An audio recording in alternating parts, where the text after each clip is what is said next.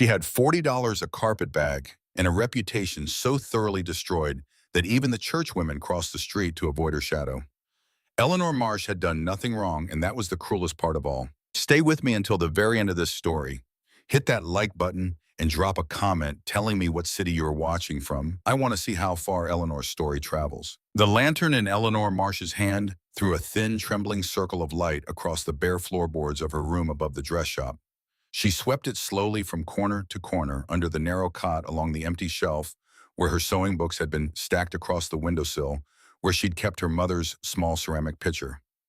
Empty, all of it empty, now stripped down to the bones of a life she was leaving behind. She pressed her palm flat against the cold glass of the window and looked out over Cider Creek's main street.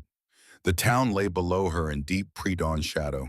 Its storefronts shuttered, its boardwalks deserted. The general store with its hand-lettered sign, the assay office, the saloon that never fully slept, its lamplight still leaking under the door like a slow yellow bruise. And somewhere in one of those dark buildings in the Vane house on the hill, most likely behind its tall white fence and its imported curtains, Harrison Vane was sleeping soundly. The thought turned something hard in her chest. 3 months. That was all it had taken for her entire life to come apart at the seams. 3 months since Harrison Vane, son of Cider Creek's wealthiest cattle baron, heir to the valley's largest land holdings, a man accustomed to receiving what he reached for, had decided that Eleanor's refusal was not merely an insult, but a debt that needed collecting. She had refused him gently the first time, firmly the second. On the third occasion, when his hand had closed around her wrist in the back room of the millinery shop where she worked, she had told him plainly and without apology that she would report his behavior to his father if he did not leave. He had left, and the rumors had started the very next morning. They began small, the way the worst things always do. A whisper in the mercantile about a seamstress seen leaving the saloon after midnight. A raised eyebrow at Sunday service. Then came the more specific accusations that Eleanor had accepted money from traveling men, that she kept company unsuitable for a respectable woman, that the work she did behind closed doors had nothing to do with stitching and everything to do with something far less decent. None of it was true. Every word of it was believed. Because Harrison Vane's word carried the full weight of his father's land and money, and Eleanor Marsh's word carried nothing but her own quiet insistence. And in Cider Creek, those two things were not remotely equal. She had spent 6 weeks trying to fight it, writing letters to Mrs. Aldrich at the dress shop who responded by dismissing her, speaking to the sheriff who listened with studied patience and did nothing, confronting Harrison himself at the post office in front of witnesses where he had smiled and spread his hands and said with the practiced ease of a man who'd rehearsed the performance that he was sorry she was going through such a difficult time. 2 weeks after that, she stopped fighting and started packing. Eleanor set the lantern on the edge of the stripped cot and turned to the worn carpet bag propped against the wall. Inside it, 3 dresses, her sewing kit, a bone-handled awl, her mother's silver thimble, and a small daguerreotype of a man and woman she barely remembered her parents taken the year before the fever took them both. It wasn't much. It was everything. She lifted the bag and reached for the door. The knock, when it came, stopped her heart. She stood perfectly still, her hand frozen on the iron handle, her breath gone shallow in her chest. It was not yet 5 in the morning. No one should be here. No one knew she was leaving. She had told no one, had been scrupulously careful, had even told Mrs. Peterson at the boarding house that she was considering a visit to her cousin in the valley. If Harrison Vane had somehow discovered her plan, the knock came again. 3 measured beats. Deliberate. "Miss Marsh." The voice was male, low, unhurried. "My name is Ethan Holt. I've come with a proposal that may be of interest to you." Eleanor's mind went to work immediately. She knew the name. Everyone in the territory knew it, the way you knew the names of things that existed at a remove from ordinary life. Mountain ranges, river crossings, old scandals. Ethan Holt of Holt Ridge, the widower who'd sealed himself off from Cider Creek society 2 years ago after his wife's death. A rancher, a man of serious reputation in the financial sense, though little was known about him personally beyond the fact that he had 2 daughters and apparently no interest in the town that had once been neighborly to him. "Mr. Holt," she said carefully, keeping her voice even despite the pounding in her chest, "it is not yet dawn. Whatever business you have can surely wait for a more civilized hour." "I'm afraid it can't." There was no apology in the words, only the flat assertion of a man stating a fact. "I know what they're saying about you in this town, Miss Marsh. I know most of it is lies. And I know you're planning to leave on the morning stage. The blood drained from her face. How could he possibly know that? Mrs. Peterson at the boarding house mentioned you'd inquired about the price of the sewing machine. He continued as calmly as if they were discussing weather. And Jim at the livery told me you'd asked about stage schedules to Millhaven. Word travels fast in small towns. Then word should also have told you that my reputation is in ruins, Eleanor said. Whatever proposal you have, I cannot imagine it's one a decent man would bring to a woman in my position. A pause. Then, decent men don't always make the best judges of character. I'm not here to judge you, Miss Marsh.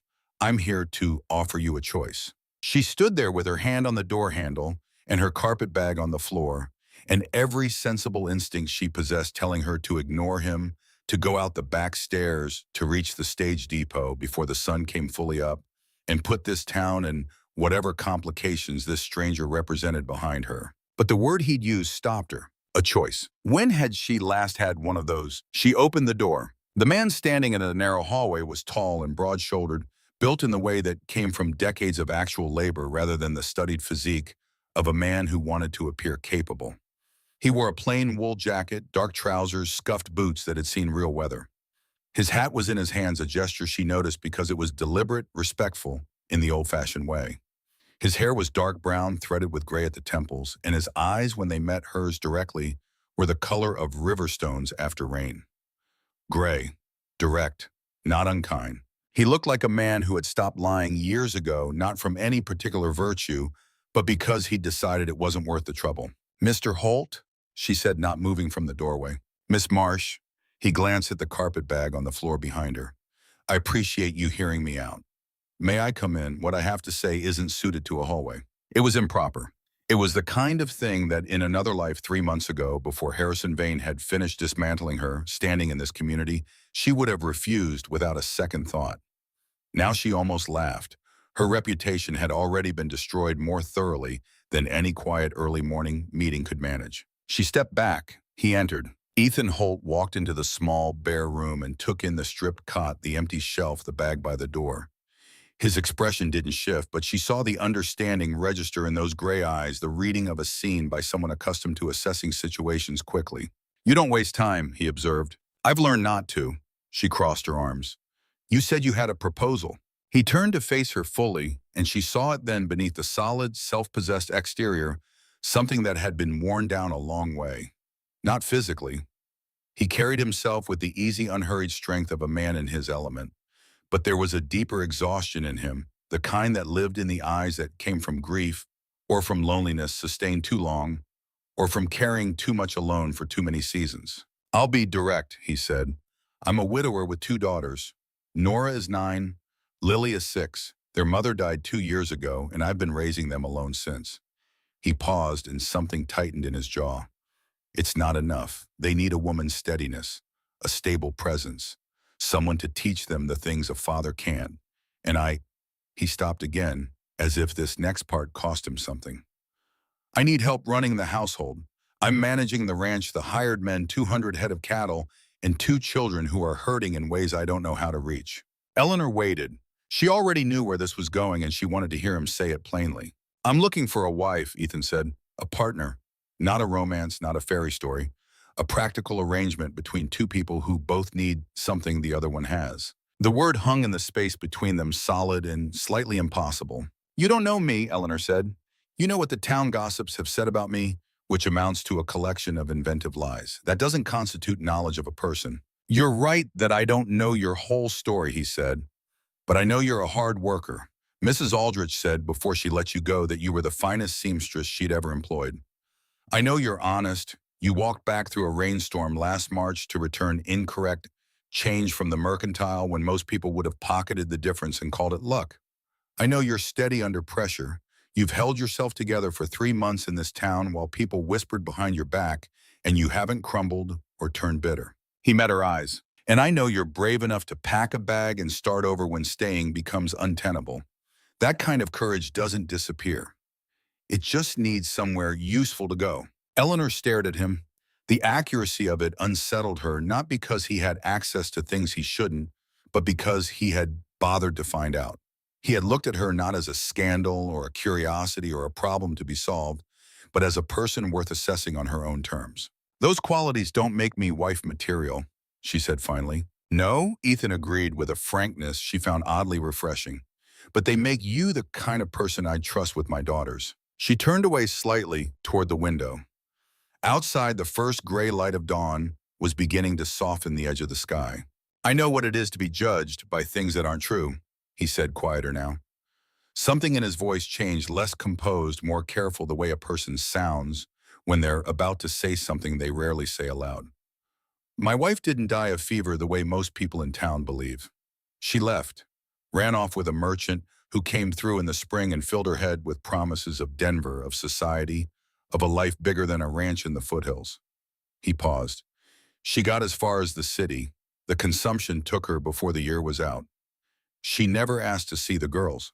Eleanor turned back to look at him. I brought it some. Ethan continued, his voice flat and precise, the tone of a man who had learned to narrate painful facts without letting them shred him. Buried her in the family plot. Let people think she'd gone to visit relatives and taken ill.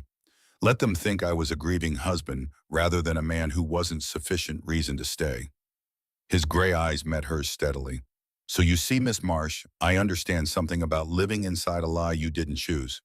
The difference is that mine was selected to protect my daughters from a harder truth. Yours was chosen for you by someone with more power and less conscience. Eleanor sat down slowly on the edge of the bare cot. Not because she felt weak, but because her legs had simply decided the conversation warranted being seated. Why are you telling me this, she asked. Because if you agree to what I'm proposing, you deserve to know the truth of what you're walking into. He remained standing, hat still in his hands, and she noticed he hadn't moved closer. The distance he maintained was deliberate, respectful, as if he understood that she needed space to think without pressure. I'm not offering you happiness. I'm not in a position to promise that. I'm offering you a roof, a purpose, and a fair chance at something better than what you'd find alone in Millhaven with $40 and no references. And if I refuse, then I drive you to the stage depot myself and wish you well.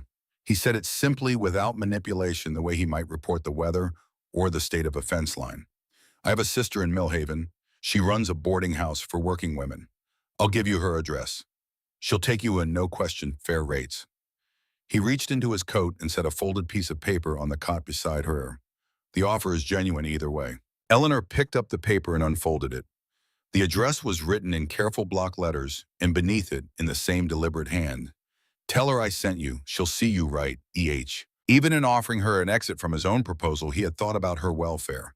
It was more care than anyone in Cider Creek had shown her in 3 months. She sat there in the growing light, turning the paper over in her fingers, thinking. Millhaven offered a clean start, a city large enough to be anonymous with enough commerce to need skilled seamstresses.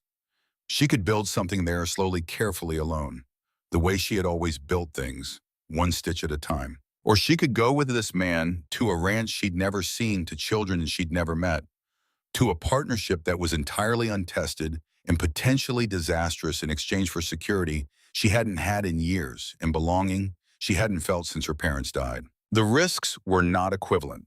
Millhaven was risky in a familiar way: poverty, uncertainty, loneliness. The ranch was risky in a deeper way: commitment, proximity, the possibility of caring and being hurt. She had been hurt so much already, but she had also been alone for so long that she had started to mistake solitude for strength. You mentioned a trial period, she said. Ethan nodded. 2 weeks. Come to the ranch, meet the girls, see the place. At the end of 2 weeks, if you want to leave, I drive you wherever you want to go. No argument, no complications. If you decide to stay, he paused, and his voice took on a quality she could only describe as careful honesty. Then we make it legal, and we both commit to making it work. 2 weeks, Eleanor repeated, to decide the rest of my life. The first snow usually comes in mid-November, he said. Once the roads ice over, they're impassable until spring. That gives you 2 weeks to choose. After that, if you're still there, the choice is made by weather, not by you. I'd rather you make it while you still have the option to leave. She looked at him steadily. You're telling me that if I wait too long to leave, I'll be trapped. I'm telling you that nature doesn't wait for people to finish being uncertain, he replied. But the ranch isn't a prison. It's a home that stopped feeling like one when my wife walked out. I'd like it to feel that way again. Eleanor folded the paper and placed it in the pocket of her dress. She stood and picked up the carpet bag. "I'll come for the 2 weeks," she said before the sensible part of her could argue. "But I make no promises beyond that." Something shifted in Ethan Holt's expression. Not quite relief, not quite gratitude, but something quiet and genuine that she suspected he didn't show easily or often. "Fair enough," he said. He helped her down the back stairs with one steady hand on her elbow. Not out of presumption, but because the steps were steep and unlit, and he had noticed before she had and loaded her carpet bag into the wagon bed with efficient care. Then he climbed to the driver's seat, took the reins, and clicked his tongue at the horses. As the wagon rolled out of Cider Creek, Eleanor did not look back. There was nothing in that town she needed to carry with her. The stage would leave in 3 hours and she would not be on it. Whether that was wisdom or folly, she did not yet know. But for the first time in 3 months, it was her decision. And that felt like something. Ned. The journey to Holt Ridge took most of the day. The landscape changed gradually around them as they traveled the flat, dry scrubland around Cider Creek, giving way to rolling country, then to the long climb into the foothills, where the air thinned and cooled and the pines began to crowd the road. Ethan drove with the ease of someone who had made this trip countless times, his hands on the reins loose and competent, his attention moving between the road and the sky with the practiced habit of a man who read weather the way other men read print. He wasn't much for conversation, but his silence was the comfortable kind, the kind that came from a person who had learned the difference between words that served a purpose and words that were only noise. When he spoke, it was because something was worth saying, a warning about a rough stretch of road, the name of a creek they crossed, a brief observation about the state of the timber on the eastern slope. Eleanor found herself studying him in the intervals the way she had learned long ago to study things she wasn't sure of. His profile was stern but not hard. The lines around his eyes were from sun, not bitterness.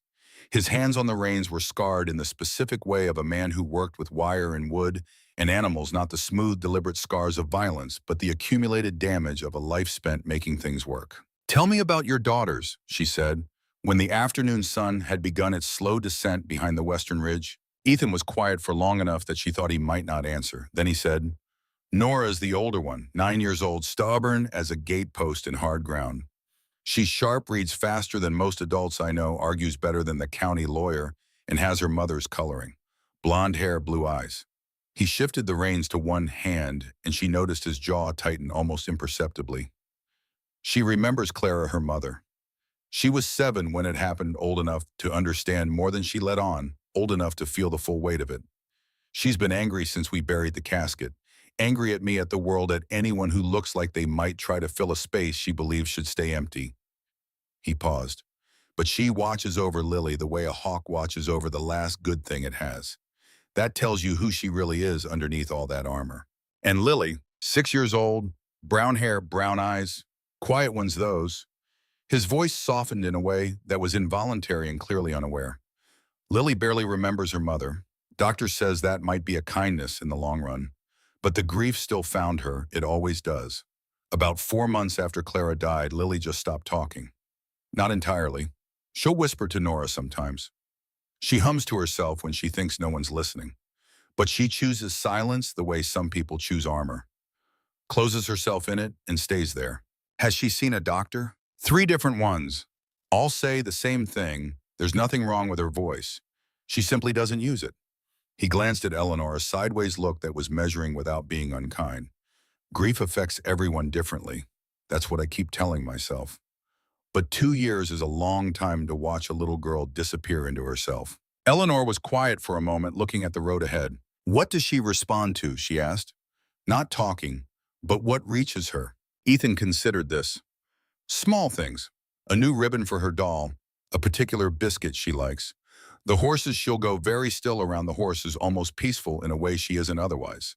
And stories. If Nora reads to her in the evenings, Lily will come out from wherever she's been hiding in her own head and listen." "Then she hasn't shut everything out," Eleanor said. "She's just waiting for something safe enough to open to." Ethan looked at her with an expression she couldn't quite read. "That's what I hoped," he said. "I just don't know how to be that for her. I'm not what she needs right now. She needs something I'm not equipped to give." The admission was plainly made without self-pity or performance. The quiet honesty of a man who had long since stopped pretending he was sufficient for every situation. I can't promise anything, Eleanor said carefully. I'm not a miracle. I'm a seamstress from a town that just finished destroying my name. I'm not looking for a miracle, he said. I'm looking for someone willing to try. That's more than they've had for 2 years. The ranch appeared as the sun touched the horizon, a long, low house built of logs and stone, solid in the way that things built for permanence rather than appearance tend to be solid. A wide porch wrapped the front of it. Behind it sat a barn, several outbuildings, a corral where horses moved in the fading copper light. The whole property was settled deep into a sheltered valley between two ridges positioned to catch the southern sun and deflect the worst winter winds. It had been built by someone who understood the country and intended to stay. It was nothing like the townhouses Eleanor had lived in.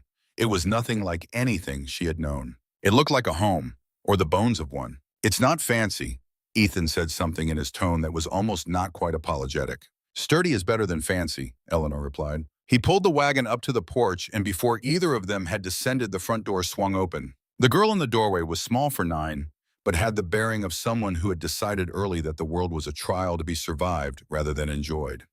Blonde hair, blue eyes, arms crossed over her chest, expression set like a plank of hardwood. Nora Holt looked at Eleanor the way a deputy looks at someone who's just ridden into town on a horse that isn't theirs. Who is this? She demanded, not asked, demanded. Mind your manner, Nora, Ethan said, though without real heat in it. This is Miss Marsh, Eleanor said, climbing down from the wagon before Ethan could offer his hand. She walked directly to the porch steps and met Nora's gaze head-on because something told her that flinching in the first 5 seconds would cost her more than she could afford. Your father was kind enough to offer me a place to stay for a spell. I hope you'll do the same. Nora's blue eyes narrowed. Why'd you need a place to stay? Because the town I came from turned rotten and I had the sense to leave. Eleanor kept her voice level. Sometimes walking away is the only sensible thing left to do. Something moved through the girl's expression. Not warmth, not acceptance, but the faint flicker of a child recognizing something true.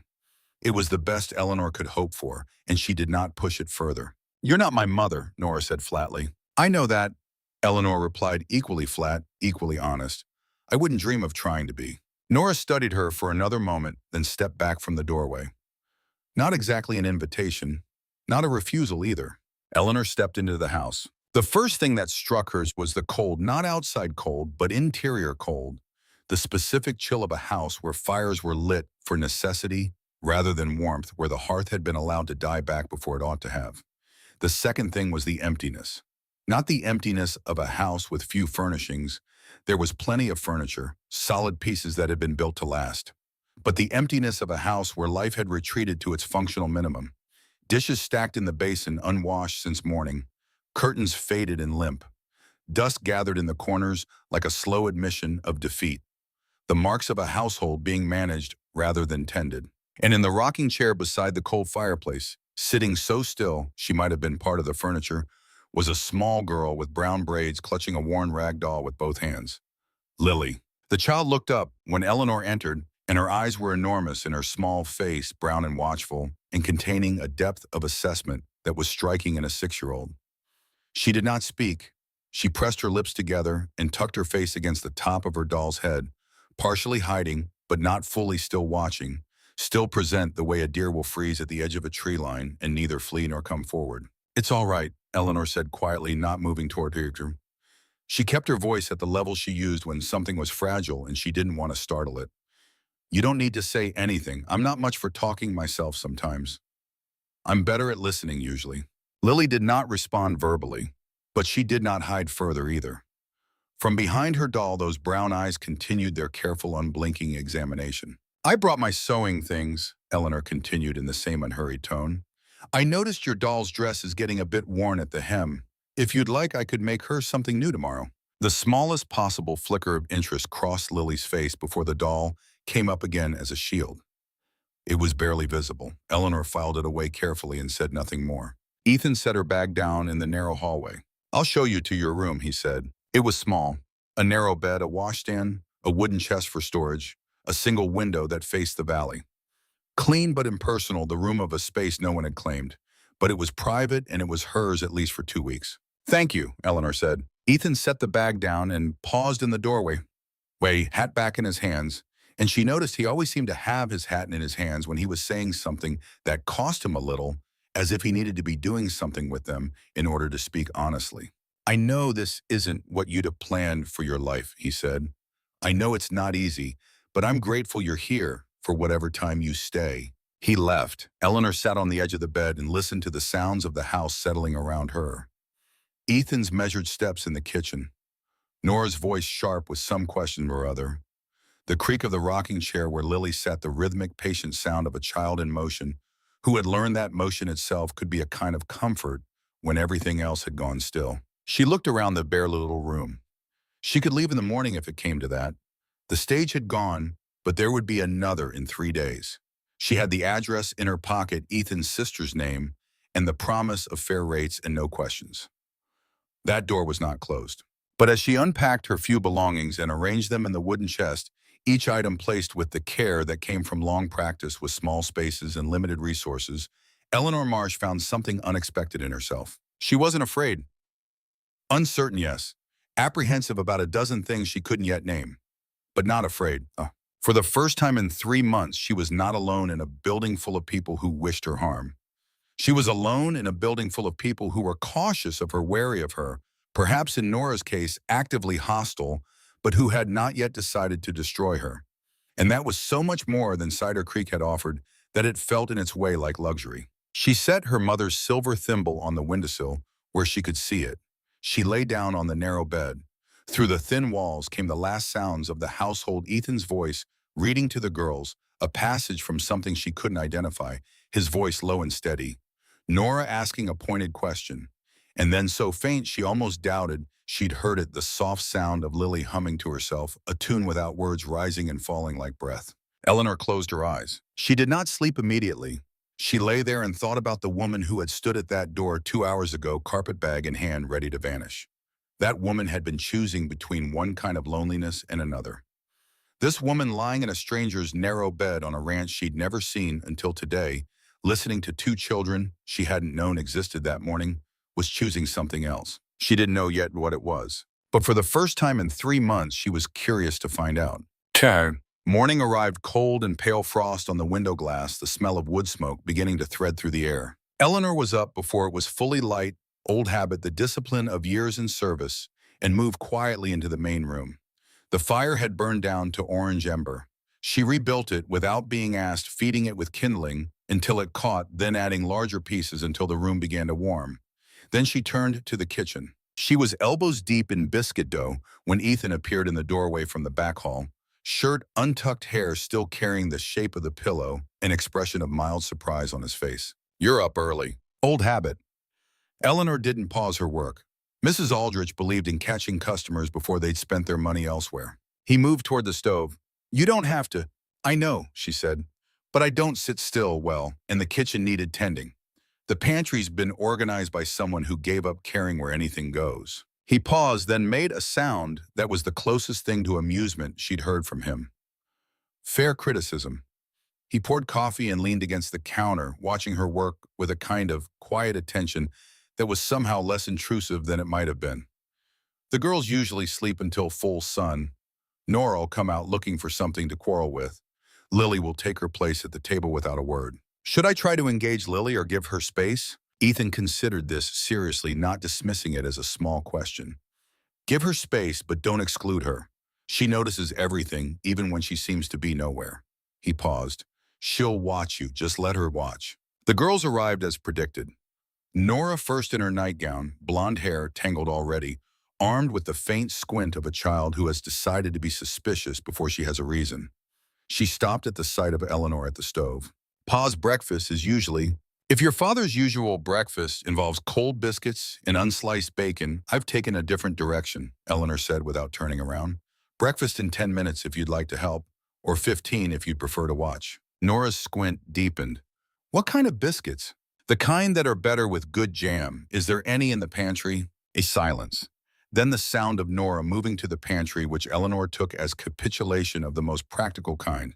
"There's wild plum from last summer," Nora said, returning with a jar. "I made it." Eleanor glanced at her over her shoulder. "Then it'll be good. Would you set the table 4 plates?" Nora stood very still for a moment, And Eleanor understood the resistance in it. 4 plates instead of the usual 2 or 3 or however many they'd been using 4 plates, meaning something structural, and she was deciding whether to object to the implied permanence of it. But then, with the particular dignity of a child who has chosen to be practical, she went to the cupboard and began taking out mismatched dishes. Lily appeared silently, still clutching her rag doll, and made her way to the rocking chair beside the fireplace. Her eyes went immediately to Eleanor, and she resumed the careful, unblinking surveillance from the night before. "Good morning, Lily," Eleanor said quietly. No response. But the rocking chair did not retreat. The breakfast, when it was ready, produced an effect Eleanor had hoped for but hadn't counted on. Nora took one biscuit, applied jam with the studied caution of someone not ready to be won over by food bit into it, and her face did something involuntary. "These are better than Pa's," she announced. "Don't tell him," Eleanor replied. "Men are sensitive about their cooking." Ethan, who had said nothing, raised his eyebrow from across the table. Eleanor looked at him. "I'm aware you're sitting right there." "I can see that. That's why I said it loud enough to hear." Nora's lips performed a movement that was not quite a smile, but was recognizably its predecessor. And across the table, Eleanor caught the briefest, most carefully contained flicker of expression cross Lily's face. Not a smile either, but something adjacent to one. It was a beginning. After Ethan left for the north pasture to check a fence line, the week's storm had damaged. Eleanor was alone with the girls and the task of the day. She rolled up her sleeves and got to work. By the time Nora appeared in the kitchen doorway at mid-morning, Eleanor had washed the breakfast dishes, swept the floors, organized the pantry into a logic that someone could actually navigate, and was sitting at the table with a needle and thread and a mountain of mending that had been shoved into a basket and apparently forgotten there by mutual unspoken agreement. Nora surveyed the transformed kitchen with the neutral expression of someone who has decided not to be impressed and is finding it difficult. "You don't have to do all that." "I know," Eleanor said, "but it needed doing and I have the skills. Idle hands make me restless." Nora moved closer, drawn by the sight of the needle moving through fabric with quick, precise confidence. "Where'd you learn to sew like that?" "My mother showed me the basics before she passed. Then I apprenticed with a seamstress in town and spent 7 years learning the rest." Eleanor finished the seam on a torn work shirt and reached for the next piece. 7 years is enough time to get good at something if you're paying attention. "What are you good at?" Eleanor asked, "besides being suspicious of strangers." Nora's chin lifted. "I can ride better than most of the hands on this ranch. I can rope a calf.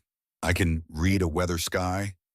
I can—" She stopped as if she'd been about to say something else and thought better of it. "That's considerable for 9 years old," Eleanor said without irony. Nora blinked. She had clearly been prepared for dismissal and found the absence of it disorienting. "I almost beat Pa in a roping contest last spring," she added, testing. "Did you?" "Almost. He's still faster, but only just." "That'll probably change in a year or two." Eleanor bit her thread and reached for the next shirt. "What happened in the almost—" And Nora, with the helpless instinct of a storyteller who has found an unexpected audience, sat down on the edge of the nearest chair and began to explain the precise mechanics of where she had lost a crucial 3 seconds and why it wouldn't happen again. Lily, from her rocking chair, had stopped rocking. She was listening. Eleanor kept her eyes on her sewing and let them both talk. Nora, with increasing confidence, Lily in the wordless attention of someone who has relearned very slowly that the world might occasionally offer something worth hearing. When Ethan came in at midday, he paused in the doorway and did what she was beginning to recognize as his particular habit, a brief, still inventory of the room's human contents, assessing without appearing to assess. He saw Eleanor at the table, needle moving through a torn collar. He saw Nora beside her, animatedly explaining something involving a horse named Copper. He saw Lily, who had migrated from her rocking chair to sit cross-legged on the floor 2 feet closer to the table than she'd been that morning, her doll upright in her lap, her face attentive. "Fence is fixed," he said. "Shirt's almost fixed too," Nora said without looking up. "Miss Marsh is teaching me ladder stitch." Something moved across Ethan Holt's weathered face. It was quick, and he did not let it settle, but Eleanor caught it, gratitude, and beneath that, something more fragile. The particular hope of a man who had been watching something break for 2 years and had just seen for the first time a small sign that it might be capable of mending. He caught her eye. She looked back at him, steady and level. Neither of them said anything. But the fire in the kitchen was warm, and the biscuits had been good, and Lily was sitting 2 feet closer to the table than she had been before. It was not nothing. In this household, it was something close to everything. The days took on a shape that surprised Eleanor with its completeness, the way a river valley surprises you by being exactly the right size for the water it holds. She woke before the house each morning, before the fire was lit, before the frost had begun to melt on the window glass, and moved through the quiet kitchen with the efficiency of someone who had learned long ago to get the important things done before the world woke up and started making demands. She stoked the fire, started the coffee, assembled whatever breakfast the pantry offered, and stood for a moment in the particular silence of a house still asleep, listening to the wind move through the pines and the cattle settle in the pre-dawn darkness. It was, she realized, the first time in 3 months she had stood in a morning without dread. In Cider Creek, those early hours had been the worst, the time before distraction became possible, when she could do nothing but lie in her narrow rented room and enumerate everything that was being said about her, everything she had lost, everything she was likely to lose next. Here the mornings were simply mornings. Work to be done, a fire to coax back to life, two children who would appear in their nightgowns with sleep-crumpled faces and proceed to reveal themselves incrementally to be more than the sum of their defenses. Nora revealed herself first. It was the mending that did it. On the second morning, the girl appeared at Eleanor's elbow while she was repairing a split seam on Ethan's work coat, drawn by the sight of the needle moving through heavy canvases with precise, controlled strength. She watched in silence for a full minute before she said, with the careful casualness of someone who has decided they are not interested but is asking anyway, "How do you make it not pucker?" "Tension," Eleanor said. "You're controlling the thread on both sides simultaneously. Here," she moved the coat, slightly demonstrating. "You pull through to here, then ease it back. The fabric wants to pucker because it's been stressed. You're convincing it that everything is fine." Nora considered this with narrowed eyes. "You're lying to the fabric." "I'm reassuring it. There's a difference." A pause. Then, with considerable dignity, "Can I try?" She was clumsy at first. The needle slipped, the thread tangled, the tension went ragged at the edges. Eleanor guided without taking over, watching the girl's face cycle through frustration and determination, and the particular satisfaction of a young person who is discovering that hard things become possible if you don't quit them after the first difficulty. By the end of the morning, Nora had repaired 6 inches of seam without a pucker in it. She held it up to the window light. "That's actually good," she said, sounding surprised at herself. "It is good," Eleanor agreed. "First tries usually aren't. You're a fast learner." Nora set the coat down with the studied calm of someone who has received a compliment and is not going to let it show how much it mattered. But she was back the next morning and the one after that. On the fourth day, Eleanor made good on her promise about the doll. She had cut the fabric the night before from a scrap of blue cotton she'd found in the bottom of the mending basket, a remnant from something larger, soft but sturdy, ideal for doll-scale construction. She sewed it at the kitchen table after supper, working with the small, meticulous stitches she'd been taught for finishing work, adding details she hadn't mentioned: a collar of narrow ribbons salvaged from one of the worn curtain ties, 3 tiny buttons down the front, a hem finished so cleanly it was invisible. Lily had been in her rocking chair. She always was in the evenings, in the same position, watching the room from the same angle. But Eleanor had noticed over several nights that she watched differently than she used to, not with the sealed, impenetrable stillness of the first night, but with something more active, more present, the way someone watches a fire rather than a wall. When Eleanor finished the dress and held it up, she said nothing, only set it on the table corner nearest to Lily's chair and turned back to her sewing. It took approximately 45 seconds. The rocking stopped. There was a small sound of bare feet on the floorboards. Then Lily was at the table, standing very still, looking at the tiny dress with an expression that was the most unguarded thing Eleanor had seen from her. "Would you like me to put it on Rose?" Eleanor asked. She had learned the doll's name from Nora, who had mentioned it with the casual possessiveness of someone passing on information they have been entrusted with. "Or you can do it if you'd rather." Lily reached out and picked up the dress. Her small fingers were more careful than Eleanor expected, precise, almost reverent, and she dressed the doll herself with focused attention, working each button through its tiny loop, with a patience that said something about who she was, what she valued, how she cared for the things given to her. When she finished, she held Rose up. The look on her face, private, unintended, not performed for anyone, was one that Eleanor made herself not stare at, because staring would have broken it. "She looks very fine," Eleanor said, eyes on her own work. Lily lowered the doll. She stood there for a moment, and Eleanor could feel the consideration happening, the weighing, the small internal calculation of what was safe and what wasn't. Then Lily turned and padded back to her rocking chair, settled herself with Rose held carefully in her arms, and resumed her observation of the room. Eleanor let out a slow breath. Later, just before bed, when Ethan was banking the fire, and Nora was in the back room reading, Eleanor was washing the last of the supper dishes when she felt a small hand on her sleeve. She turned. Lily was there looking up at her with those enormous brown eyes. In her arms, Rose wore the new dress. Lily's mouth moved. "Her name is Rose," the girl whispered, so quietly that Eleanor had to read the shape of the words as much as hear them. "I gave her that name because Ma had a rose bush by the door." "That's a beautiful name," Eleanor said, keeping her voice steady, though her throat had gone tight. "Rose looks very happy in her new dress." Lily nodded once with great seriousness. Then she turned and went to bed. Eleanor stood at the kitchen sink with the dishwater cooling around her wrists and felt something shift in her chest, something that had been braced and watchful for so long that she'd forgotten it was possible for it to be anything else. It was not quite peace, not yet. But it was the direction peace traveled from. When Nora appeared in the kitchen the next morning and said quietly without preamble, "Lily talked to you last night," Eleanor only said yes. "She hasn't talked to anyone but me in months," Nora said. "Not even Pa." She stood there in the morning light with her arms crossed, doing the thing she did when she wanted to say something and was deciding whether to trust it. "You're different than I thought you'd be." "What did you think I'd be?" "Someone pretending. Someone who wanted us to like her so Pa would keep her." Nora's blue eyes were direct and uncomfortable with their own accuracy. "Someone who tried to act like Ma." "I'm not trying to be your mother," Eleanor said. "Your mother was your mother. I couldn't change that if I wanted to. Pa brought you here to be our new mother." It came out flat, neither accusation nor acceptance, a statement of facts being assessed. "Your father brought me here to help raise you," Eleanor said carefully. "That's not the same thing." She met the girl's eyes. "I don't have to be your mother to care about what happens to you. One doesn't require the other." Nora studied her for a long time, then she said very quietly, "Do you care about us? I mean, not in a polite way, actually." The question was so direct and so much more vulnerable than the manner in which it was asked that Eleanor took a moment before answering.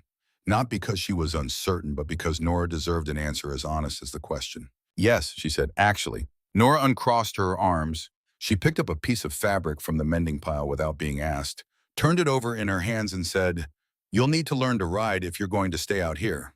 "I've never been on a horse in my life." "I know. I'll teach you."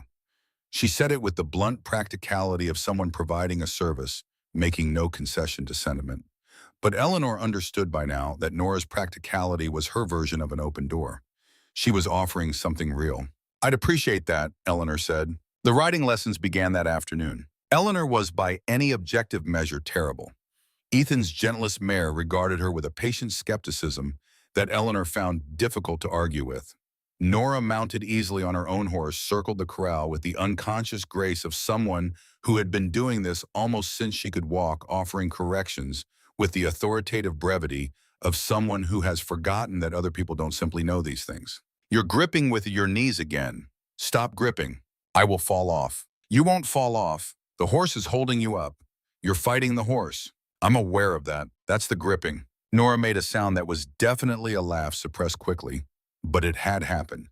Eleanor filed it in the same place she'd filed the sound of Lily humming evidence that the house was capable of lightness if you were patient enough to wait for it. She fell off twice in the first week, both times in the soft dirt of the corral, both times getting up before anyone could make a fuss about it.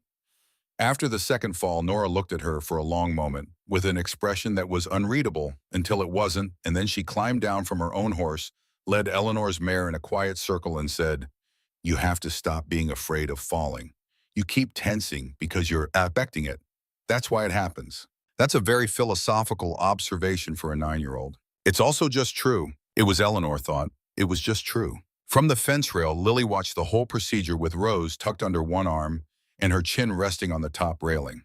When Eleanor finally managed 3 full circuits of the corral without either gripping or falling, Lily clapped her hands together, small, soft, deliberate applause. That was the loudest thing Eleanor had heard from her. The evenings became the richest part of the day. After supper was cleared with the fire built high against the deepening cold outside, the 4 of them settled into their individual occupations in the main room, Ethan working on leather tack or reviewing the ranch accounts by lamplight, Nora reading or practicing the stitching. Eleanor was teaching her Lily in her rocking chair with Rose, occasionally humming, occasionally watching the fire with that deep, quiet attention of hers. And Eleanor at the table sewing. It was not exactly comfortable yet. There were silences that had too much in them, glances exchanged across the room that carried freight Eleanor couldn't fully interpret. But it was something, an arrangement of people in a space who were learning slowly to coexist without armor. One evening, 9 days into her 2 weeks, Nora put down the book she was reading and looked at Eleanor with the quality of attention that preceded something important. Ma hated it here, she said. She said it the way she said most hard things, as a flat fact positioned like a stone in the road that needed to be stepped over or around. Eleanor put down her needle. She used to cry sometimes, Nora continued. At night when she thought we were asleep, she'd tell Pa she couldn't stand another winter, another summer. She said the ranch was killing her only slowly. The girl's jaw was tight. Pa tried everything. He brought a piano up from Millhaven once, 3 wagons to get it here. She played it twice and then said it reminded her of everything she'd given up. Some people aren't made for certain kinds of lives, Eleanor said quietly. That's not the same as the life being wrong. Pa thinks it was his fault. Nora's voice was steady, but her eyes were not entirely. He thinks he wasn't enough. That if he'd been different, she would have stayed. Your father seems to me like a man who did everything he knew how to do. Eleanor chose her words with care. Some things can't be fixed by doing more of the right things. Sometimes the fit just isn't there. That's not anyone's failure. Nora was quiet for a moment. She chose him, though, she said. She married him, so she must have thought it would be all right. People change, or they find out that what they thought they wanted isn't what they actually need. Eleanor looked at the girl. That's not something your father did to her. It's not something either of you did either. Nora looked away toward the fire. In her rocking chair, Lily had gone very still, the way she did when she was listening to something that mattered. Are you going to stay? Nora asked. It came out more raw than she'd intended. Eleanor could hear the effort it cost her to ask it plainly. At the end of the 2 weeks, are you going to stay? Eleanor was quiet for a long moment. She owed Nora honesty more than she owed her comfort. I don't know yet, she said. I know that I'm happier here than I've been in a long time. I know that this house and your father and you and Lily have given me something I didn't expect to find. But there are things I'm still working out in myself. She met the girl's eyes. I promise you this, and I won't decide for the wrong reasons. I won't stay out of obligation, and I won't leave out of fear. When I make the choice, it'll be the real one. Nora absorbed this with the quiet, serious focus she brought to everything that mattered to her. Then she nodded once and picked her book back up. Lily in her chair had resumed rocking. But that night, for the first time when Eleanor passed her doorway on the way to bed, she heard Lily singing softly to herself. Not humming this time, actually singing. Words quiet as breathing a tune Eleanor didn't recognize. She stopped in the hallway and listened, and it was the most private, most precious sound she had heard in years, the sound of a small person remembering how. She went to bed and lay in the dark and thought about Nora's question and about the weight and the shape of her own answer. She didn't know. That was still true. But the not knowing was beginning to feel different, less like a wall and more like a door. Then, 3 days before the end of the 2 weeks, the sky changed. Eleanor noticed it first in the quality of the morning light, a particular flatness to it, a gray that was denser than usual, carrying weight. Ethan came in from the early chores with his jaw set and his eyes on the horizon. Storm's coming, he said at breakfast. A serious one by the look of the sky. We'll need to decide. He paused, and the pause had something in it that was not quite careful and not quite awkward, but was somewhere in that vicinity. You'll need to decide. If you're going to leave, it should be by tomorrow afternoon at the latest. Once the snow starts coming down hard, the road off the ridge will close, and it won't open again until March. The table went very quiet. Nora's fork stopped moving. Lily put down her biscuit and looked at Eleanor with an expression that was still and watchful and terribly young. I understand, Eleanor said carefully. I'm not pressuring you, Ethan added in the tone of a man who needs to be clear about something. This is information. The decision is yours. I know, she said. For the rest of that day, Eleanor moved through her tasks in a quiet that was different from her usual quiet, a denser silence, internal, preoccupied. She scrubbed the kitchen table that didn't need scrubbing. She reorganized the mending basket she had already organized twice. She stood at the window for longer than she meant to, looking out at the sky that was doing what Ethan had said it would, filling in from the west with a particular leaden gray of a sky with serious intentions.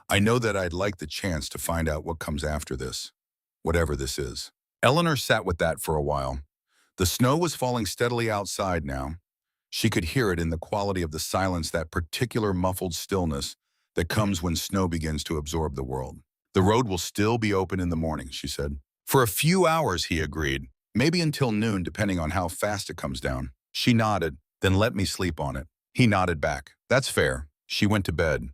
She lay in the narrow room in the house that had been slowly becoming hers, and looked at the ceiling and thought about a woman who had stood at a door 2 weeks ago with a carpet bag and a heart that had been used for a target practice by people who should have known better. That woman had needed to run. This woman was something different. Not fixed, she wasn't fixed, and she knew it. And she suspected Ethan Holt was not fixed either, and that Nora carried things she'd be working through for years, and that Lily's voice might take months yet to fully return. None of them were fixed. None of them were whole. But they were here, and there was something possible here.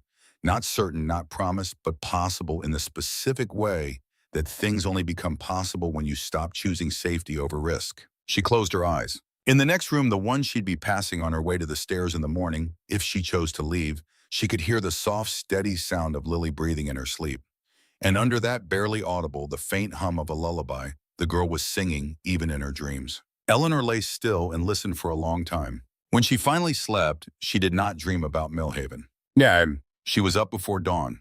Again, always. The house was dark and cold and still held that particular quality of nighttime silence, the kind that exists only in the last hour before the world begins to stir, thicker and more private than any other silence. Eleanor, dressed by feel in the dark, layered her warmest shawl over her dress and padded out to the main room. The fire was dead. She rebuilt it the way she'd been rebuilding it every morning for 2 weeks, starting small, the way important things have to start, with dried grass and kindling and the patient application of heat until the first small flame caught, then larger pieces until the hearth was breathing again and the room began to warm from the floor up. Outside, the snow had not stopped. She could hear it, the muffled, insistent silence that accumulates when snow is falling heavily, the way the world's noise disappears not into quiet but into a deeper, denser presence. She crossed to the window and looked out. The valley was white, not the tentative, uncertain white of the first flakes she'd seen last night. This was committed white, the white of a decision already made, 4 or 5 inches already down, and more coming steadily from a sky the color of old iron. The road she could see from the kitchen window, the road that ran down from Holt Ridge toward the lower valley, toward Cider Creek, toward the stage depot, and Millhaven, was barely distinguishable from the land around it. A slight depression in the white, that was all. Give it another 2 hours, and it would be gone entirely. Eleanor stood at the window for a long time. She thought about Millhaven. She had been thinking about it in some corner of her mind since the moment she'd climbed into Ethan's wagon 2 weeks ago. Not because she wanted it, but because she had trained herself so thoroughly in the habit of keeping an exit ready that the thought of it had become a reflex, a defense mechanism, the way an animal keeps its back to the wall. The stage, the boarding house, the clean slate in the anonymous city, and the solitary construction of a new life from scratch. She had been telling herself that was freedom. Standing here in the gray pre-dawn with the fire beginning to breathe behind her and the snow coming down outside, Eleanor Marsh looked at that story she'd been telling herself and recognized with the particular clarity that comes only in early mornings when there is nothing left to distract you that it was not the truth. Freedom was not the same as alone. Safety was not the same as being unreachable. A fresh start was only as valuable as the life it led to and the life she was picturing in Millhaven. Careful, solitary, small, constructed to minimize the risk of further damage, was not a life she wanted. It was a life she had been planning in order to avoid wanting anything. She'd been avoiding wanting anything for a long time. The carpet bag was in the corner of her room where she'd put it 2 weeks ago. She had never fully unpacked it. Some part of her had been preserving the option, keeping the bag symbolically ready, as if the presence of it served as proof that she hadn't committed to anything, yet hadn't risked anything that could be taken from her. She went back to her room, lifted the bag onto the bed, and opened it. Inside, 3 dresses, the sewing kit, the awl, her mother's silver thimble wrapped in a scrap of flannel, the daguerreotype of her parents in its small brass frame. She took everything out. She put it all away properly. Dresses hung on the hooks behind the door. Sewing kit on the shelf of the wooden chest, thimble on the windowsill where she could see it each morning. The daguerreotype she set on the small table beside the bed, where her parents' faces could look out at the room they hadn't known about and would never see. She folded the empty carpet bag and put it at the bottom of the wooden chest under the extra blanket and closed the lid. It was not a ceremony. It was barely a gesture, but it was real. She went back to the kitchen and started the biscuits. Mom. Ethan came in from the early chores while the biscuits were still in the oven. Snow on his hat and shoulders cold coming off him in waves, the particular color in his face that came from working in below freezing temperatures without complaint. He stopped when he saw Eleanor at the stove, and she saw the question in his eyes before she saw anything else. The particular quality of attention a person applies when they're trying to read something important in another person's face without asking directly. "Road's closed," he said. "I know." Eleanor did not turn from the stove. I saw it from the window. A pause. She could hear him setting down his gloves, shaking snow from his coat, hanging it on the hook by the door. All of it precise, unhurried, careful, giving her space. "I unpacked my bags," she said. The silence behind her changed. "Eleanor." His voice was careful, measured in the way he measured everything that mattered, and there was something in it, not quite wonder, not quite relief, but something in that country. "I was going to tell you at breakfast," she said, still not turning. "Properly, when the girls were there, but I didn't want you to spend the morning not knowing." She checked the biscuits, found them golden and sound, and turned around. "I'm staying, not because the road is closed. The road being closed is convenient, but it isn't the reason. I'm staying because I looked at what I was running toward, and I looked at what I was running from, and I realized they'd traded places without me noticing." She met his eyes. "I was running toward loneliness and away from the possibility of a life. I'd rather try the life." Ethan stood across the kitchen from her, still in the morning, cold that clung to him, and looked at her with an expression she was learning to read, the expression he wore when something cost him the pretense of composure. He said nothing for a moment, which was his way when the thing he felt was too large for the first word he reached for. "The offer still stands," he said finally. "Everything I said at your door in Cider Creek. A partnership, a real one. Whatever comes after that," he paused, "we'll figure out together." "Together," Eleanor repeated. The word felt new in her mouth, not foreign. She'd used it before in the ordinary way, but new in this specific application attached to this specific life, to this man and these children in this house, in its sheltered valley with snow coming down outside. "I think," Ethan said, "that we should make it legal, before the snow gets worse and we're both running on no sleep and sentimentality." The faintest ghost of something like a smile. "I think you should be Mrs. Holt before the week is out, if you're willing." Eleanor looked at him, not the way she'd looked at Harrison Vane, that had been the look of a woman calculating danger, assessing threat, preparing for the need to refuse. This was different. This was the look of a woman seeing something real and choosing it. "I'm willing," she said. "Nah." The wedding happened 2 days later, when the snow had slowed enough to call it a pause rather than a storm. It took place in the main room of the house with old Barnett, the ranch's senior hand, who had been a circuit preacher for 12 years, before he decided cattle were less complicated than congregations, presiding with the worn Bible he kept in his bunkhouse for exactly these kinds of occasions. The other hand stood along one wall, weathered men in their cleanest work clothes, hats in their hands, looking moved in the specific, uncomfortable way that practical men get moved by things they were not expecting. Nora stood beside her father, wearing the green dress she'd helped Eleanor finish the previous week. Her chin lifted, her eyes doing the complicated work of holding two contradictory things simultaneously, the grief of what this was acknowledging, and the genuine, reluctant hope of what it might become. She had not cried. Eleanor hadn't expected her to. Nora was not a person who cried easily, and she was not going to start at her father's wedding, even if part of her had been wanting to all morning. Lily stood beside Eleanor. She had come to her that morning while Eleanor was pinning her hair, and tugged once at her sleeve, and when Eleanor looked down, had held out a small sprig of dried rosemary taken from the kitchen herb bundle that hung over the window. "For good luck," she'd whispered. "Nora told me." Eleanor had tucked it into her collar and left it there. Old Barnett spoke the words that had been spoken over generations of people who had decided for one reason or another that their lives were better together than apart. When he reached the part that asked if she took this man, Eleanor looked at Ethan Holt, at the weathered face and the Riverstone eyes, and the hands that had done real work in the world, and felt the full weight of what she was doing pressed through her, not as heaviness, but as substance, the feeling of something real. "I do," she said. The kiss was brief and proper and warm in the way that modest, honest things are warm, not theatrical, not calculated, but genuinely meant. Nora made a sound that was suppressed laughter.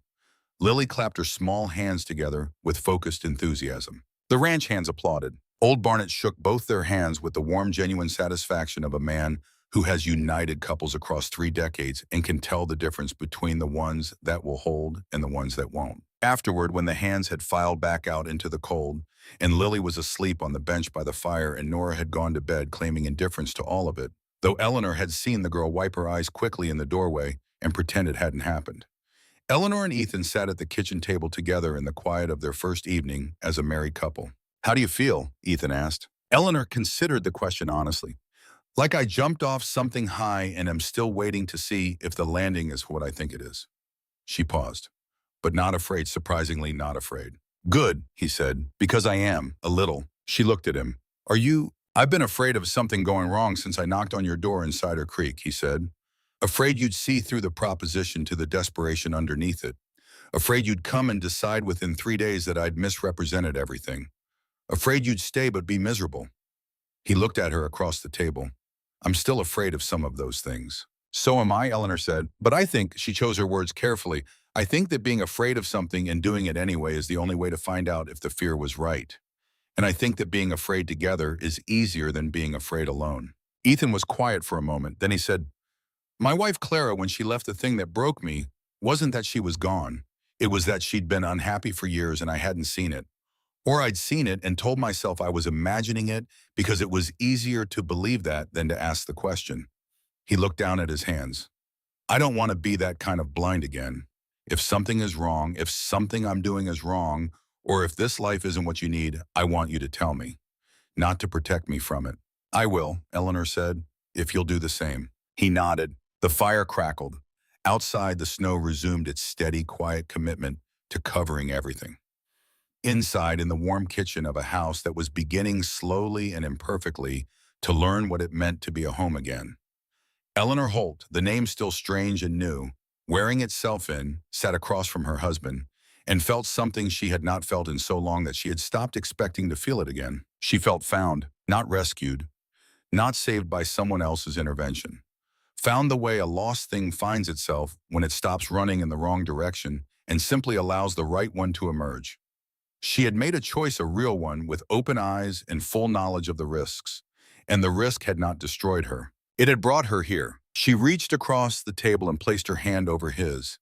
His fingers turned and closed around hers, warm and certain, the grip of a man who had learned the hard way to hold on to what was worth holding.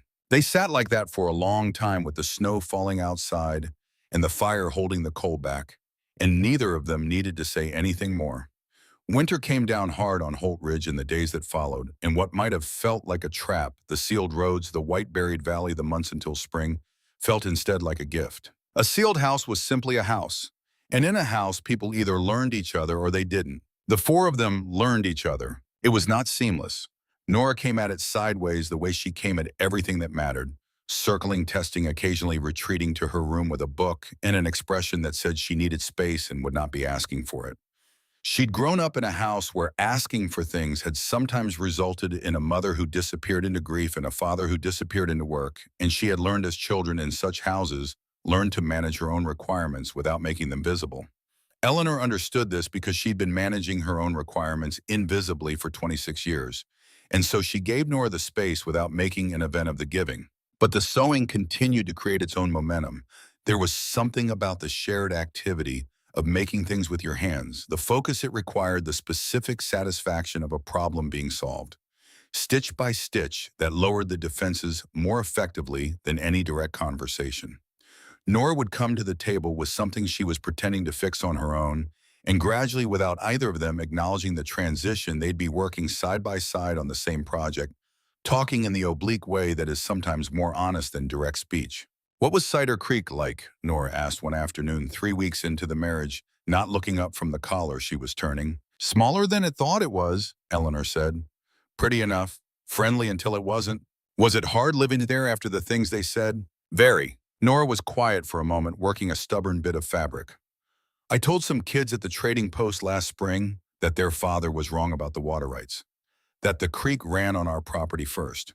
They said things about Pa, bad things, lies, and the other kids believed them because their fathers were the ones with money. Eleanor kept her eyes on her work. What did you do? I said the same thing louder. A pause. It didn't help. It rarely does, but it still mattered that you said it. Did it? You know it did. That's why it still bothers you. Nora looked up at that, her blue eyes slightly startled. Then she returned to her collar and after a moment said quietly, I'm glad you didn't just disappear. Eleanor did not make anything of this. She understood that it was not primarily a statement about her. It was a statement about what Nora had been afraid of, which was a far more vulnerable offering. She simply said, I'm glad too, and let it land where it would. For Lily, the progression was different. Gentler on the surface, more delicate in its architecture. The little girl had been inside a shell of her own making for 2 years, and the shell did not shatter all at once. It was more like watching ice melt, slow, gradual happening in increments, so small that you might not notice any individual change. But one morning you looked and found the whole landscape transformed. She started speaking more in the second week of the marriage. Single words at first, then short sentences, then by December, the occasional unprompted observation about the world that reminded Eleanor of Ethan's description of the child she'd been before chattering like a magpie, he'd said. The chatter had not returned in full, but there were glimpses of it, flashes of a personality that was warm and curious and prone to sudden, precise observations delivered with perfect deadpan timing traits that Eleanor suspected she'd inherited from her father and that Ethan clearly found both endearing and faintly alarming. One afternoon, Lily stood in the kitchen, watching Eleanor measure flour and said in the same tone she used for everything, You always add a little extra. Pa just levels it off. Your father levels because he's precise. I add extra because I like a biscuit that has something to give. Lily considered this. Pa's biscuits are more like decisions. Yours are more like feelings. Eleanor stopped measuring and looked at her. Lily blinked back, apparently unaware that she'd said anything remarkable. That Eleanor said is the most accurate description of baking I've ever heard from anyone. Lily beamed. It was the full, unguarded smile of a child who has said a thing and had it genuinely received, not managed or deflected, but received, and Eleanor filed that smile in the same place she filed all the things she was learning about this family in the part of herself she was beginning to think of as the part that would hold them for good. Ethan was the most complex of the three in the way that grown people who have been managing large amounts of pain quietly for a long time tend to be complex. He was not difficult. He was not demanding, not volatile, not the kind of man who carried his damage outward. Eleanor had known that kind of man and understood that Ethan was not it. He was, instead, the other kind, the one who turned the damage inward, who built rooms for it in themselves and kept the doors locked, who were by every observable metric capable and steady and fine except in the specific places where they weren't, which they were careful not to let you see. She saw it anyway. She saw it in the way he'd pause sometimes in the middle of ordinary tasks, checking a hinge, sorting harness, leathers in the barn, and go still for a moment, his face doing something that was not quite grief and not quite guilt, but was in the region of both. She saw it when Lily laughed the way the laugh seemed to hit him, somewhere he hadn't expected, and he'd turn away slightly not to hide it from her, but because he needed a moment with it himself. She saw it in the evenings when the four of them were gathered by the fire and the house was doing the thing it was beginning reliably to do, holding warmth, holding the specific sounds and rhythms of a family, finding its shape, and Ethan would look at it from wherever he was sitting with an expression that was 3 parts gratitude and 1 part the particular painful wonder of a man who had stopped believing a thing was possible and is confronted with evidence that it might be. She did not force it. She understood from the experience of her own locked rooms that forcing them open was not the same as opening them. She only made herself available, present, without pressure, attentive, without demanding reciprocity. He opened slowly, and when he did, it was always in the way he did most things, deliberately, with care, and without apology for the reality of it. One night in mid-December, a week of steady snow, the girls long asleep, and the house settled into its late quiet, he told her about Clara. Not the version he'd told Cider Creek, the visiting relatives version, the fever version, but the real one in more detail than he'd given in that first gray morning in her rented room. They had been 2 years married when she first said it, he told Eleanor. That she was unhappy, that she had thought ranch life was something she could learn to love, and found instead that it was something she couldn't tolerate. He had worked harder. He had tried to give her what she said she needed, But what she needed, it turned out, was a different life entirely. A city life, a social life, the kind of life that the foothills and the cattle and the long winters couldn't provide at any price he was willing to pay. She wasn't wrong to want it, he said. He was looking at the fire, not at Eleanor, and his voice had the particular flatness he used for things he had gone over so many times that the sharp edges had worn smooth, though the shape of the wound remained. She knew who she was. She knew what she needed. I didn't fault her for that. A pause. I faulted her for leaving the girls without a word, for getting as far as Denver and not asking to see them once, for being so determined to have the life she'd chosen that she could put them down like they were something she'd borrowed and was returning. And you, Eleanor said quietly. His jaw tightened. And me. Yes, but I was an adult. I could make sense of it in time. They couldn't. Is that what you told yourself, that it was worse for them than for you? He glanced at her. The look was quick, and it had something in it, the slightly startled quality of someone who has been observed more accurately than they expected. Maybe, he said. You were allowed to be hurt by it too, Eleanor said. You didn't have to earn the right to that. He was quiet for a moment. I know that, he said. I know it intellectually. But not the other way. No. He looked back at the fire. Not the other way. She thought about saying more and decided against it. There were things that needed to be said only once and then left to work on their own, the way certain medicines need time in the body before they do what they're meant to do. She had said the thing. She would leave it there. But that night when they went to bed, Ethan reached for her hand in the dark, not romantically, not with any particular intent, simply the way a person reaches for something solid, and held it for a long moment before he slept. Eleanor lay in the dark and felt the warmth of his hand and thought about the specific nature of trust, about how it was built, not in the large moments but in the accumulation of small ones, and how each small one was its own choice made again laid on top of the ones before. They were choosing each other, not dramatically, not in the blazing terms of the stories she'd read, but really in the daily and ordinary way, which was the only way it could mean anything. Christmas arrived with 2 feet of snow on the ground and a temperature that made the air bite in the lungs when you breathed it. Eleanor had spent the weeks leading up to it working on a project she'd kept from both girls, a dress for Nora proper, and fitted and made in the green calico from the storage chest that had been Clara's fabric, the fabric she'd never gotten around to using. She'd hesitated about that. For almost a week, she'd hesitated turning the question over. Was it a kindness or a presumption to use a dead woman's fabric to make something new? Was it honoring what had been saved or erasing it? She'd asked Ethan. He had sat with the question for a day and come back to her with an answer that sounded like Ethan, deliberate and without sentimentality but warm beneath its surface. Clara saved that fabric for when it would become something worth the making. A dress for Nora made by you seems like that. So she'd made it, and on Christmas morning when Nora opened the cloth-wrapped package and shook the dress free and held it up and saw the fitted bodice and the clean hem and the precision of every seam, she went still. In the particular way she went still when something reached through her defenses before she'd had time to raise them. This is Ma's fabric, she said. Her voice was steady. Her eyes were not. It is, Eleanor said. I thought it should go to something that would be used and loved rather than waiting in a chest. Nora looked at the dress for a long moment. Then she looked at Eleanor, and it was the most direct, unguarded look the girl had given her in 3 months. All the armor, off, all the careful management of feelings set aside. Thank you, she said, and then very quickly, before she could think better of it, Mama. Not Mama Eleanor, the careful designation she'd been using for weeks. Just Mama. Simple, definitive. Eleanor did not make an event of it. She simply said, "You're welcome, sweetheart," in the same tone she would have used for anything else because the event of it was Nora's and didn't need to be shared.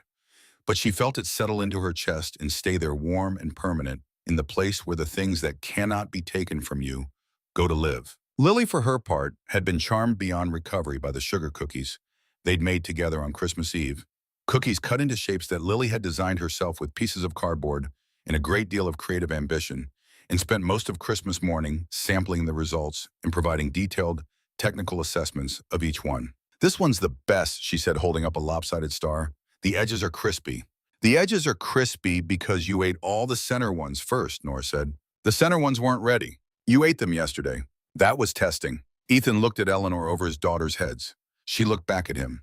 His expression said in its quiet, composed way that he had not known it was possible to feel this much relief without realizing how long you'd been holding your breath. She understood. She was still exhaling herself. Damn. January came bitter and bright, the cold sharp enough to hurt, but the snow settled and still the valley sealed in its white silence.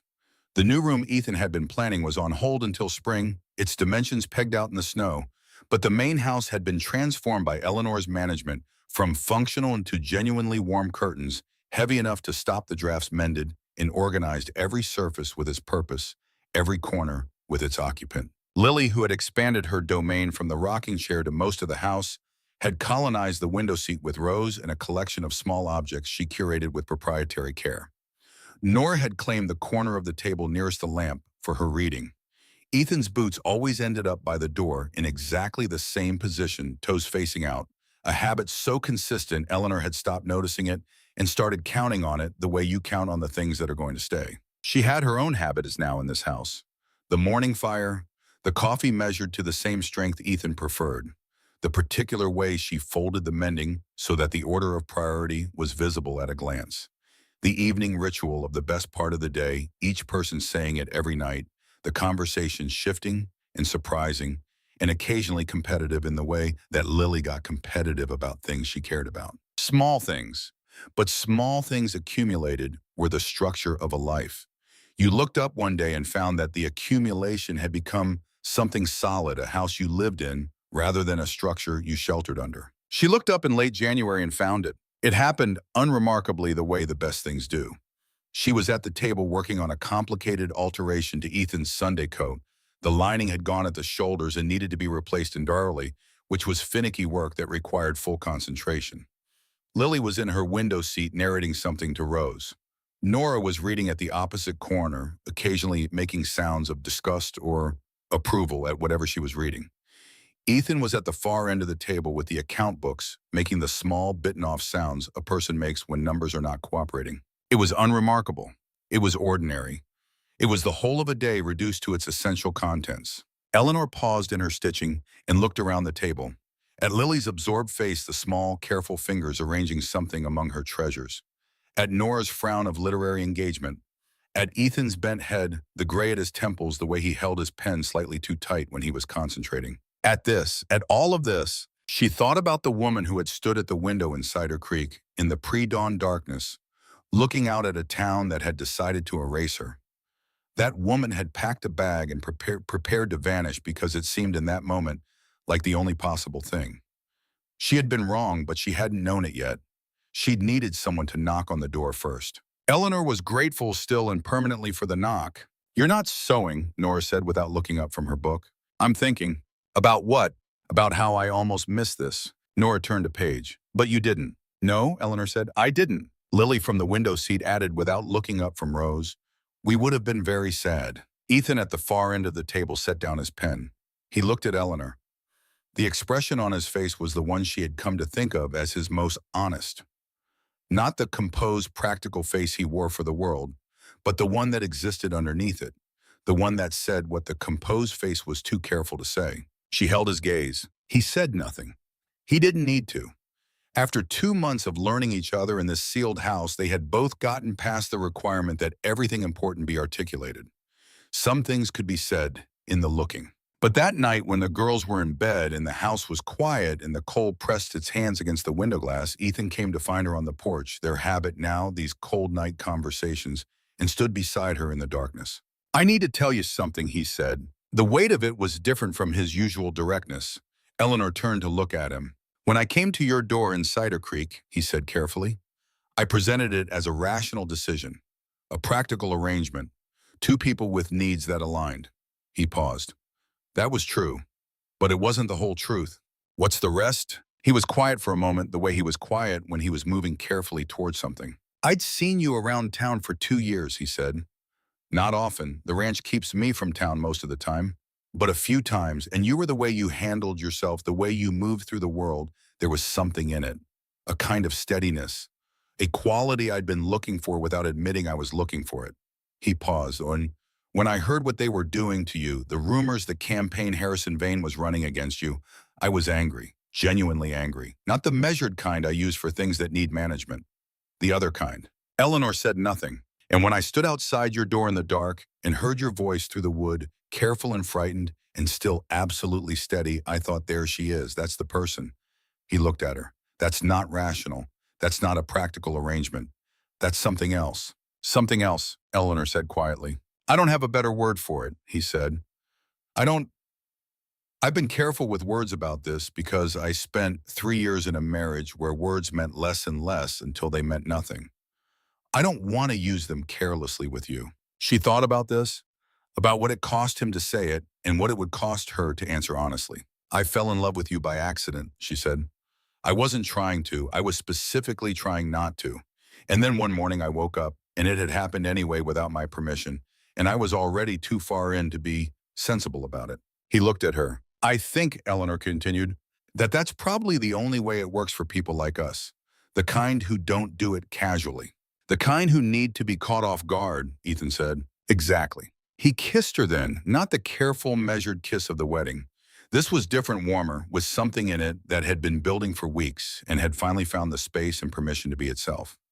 Eleanor kissed him back and felt the full weight of the choice she had made settle into something that was neither burden nor escape, but simply entirely hers. When they pulled apart, the cold air between them was visible in their breath, rising and mixing and disappearing together. We should go in, Ethan said. We should, Eleanor agreed. Neither of them moved for another moment.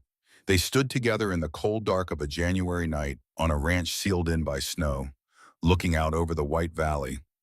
And Eleanor thought about the carpetbag at the bottom of the chest and felt nothing about it except the faint, distant gratitude of someone who has understood at last the difference between running and arriving. She was home, not the theoretical home of safety or isolation.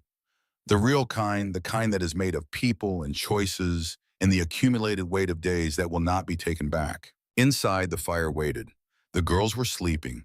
The life they were building together was asleep in every corner of the house, gathering itself for the morning. Eleanor turned and went in. Ethan followed. The door closed behind them, and the snow continued to fall, and the valley held its silence, and the house held its light. Sure. February came with a sudden thaw that fooled no one who'd spent more than one winter on the ridge. The snow softened for 3 days, turning the yard to deep mud, and then the cold returned harder than before, sealing everything in ice, and the road off the mountain became a sheet of glass that no sane person would attempt until March at the earliest. Eleanor had stopped thinking about the road. The household had found its metabolism, the word that came to her when she tried to describe it, the particular rhythm of a living thing that has established its own processes, that breathes and moves and repairs itself without requiring constant conscious management. She had not created this. She had only provided the conditions in which it could emerge. The difference felt important. Nora had taken over the bread baking entirely. She had decided somewhere in early January that she wanted to understand it technically. Not just follow the recipe, but understand why each step did what it did, why the rising time mattered, why the temperature of the water made the difference between bread that sang and bread that sulked. And Eleanor had answered every question with the same seriousness she brought to Nora's questions about stitching, because in her experience, the worst thing you could do to an intelligent child's curiosity was make it feel trivial. The result was bread that had gotten demonstrably better over 6 weeks, and a 9-year-old who spent her evenings reading of her own initiative, a battered volume on kitchen chemistry she'd found at the bottom of the household bookshelf. Fermentation is the same process as what happens in the beer the hands drink, Nora announced one morning over breakfast. That's correct, Ethan said without looking up from his coffee. Nora narrowed her eyes. You knew that. I did. Why didn't you tell me? Because you were more likely to understand it by finding it yourself. Nora looked at him for a long moment, then turned to Eleanor. He's very irritating when he's right. He is, Eleanor agreed. You'll get used to it. I've been dealing with it for 9 years, and yet here you are still eating the biscuits. Lily, who had been following this exchange with the careful attention she brought to conversations that had comedic potential, let out a short, bright laugh. One of those laughs that surprised her when they came, that she didn't always fully contain, and then returned to her breakfast with the studied composure of someone who has decided to pretend they're not enjoying themselves. This was February on Holt Ridge. This was what winter had become. Eleanor thought about Cider Creek sometimes. Not with longing, she was clear enough with herself about that, now clear enough about the difference between thinking about something and wanting it back. She thought about it the way you think about a bad year in retrospect, not because you'd return to it, but because understanding it helped you understand the shape of where you'd ended up. Mrs. Aldrich at the dress shop would have found a replacement by now. The replacement would be newer, younger, without the specific stain of rumor. Eleanor hoped she was adequate and felt no real malice about any of it, only the mild, clean distance of having moved past a thing. Harrison Vane she thought about less. When she did, it was not with fear or anger, but with something colder and more permanent.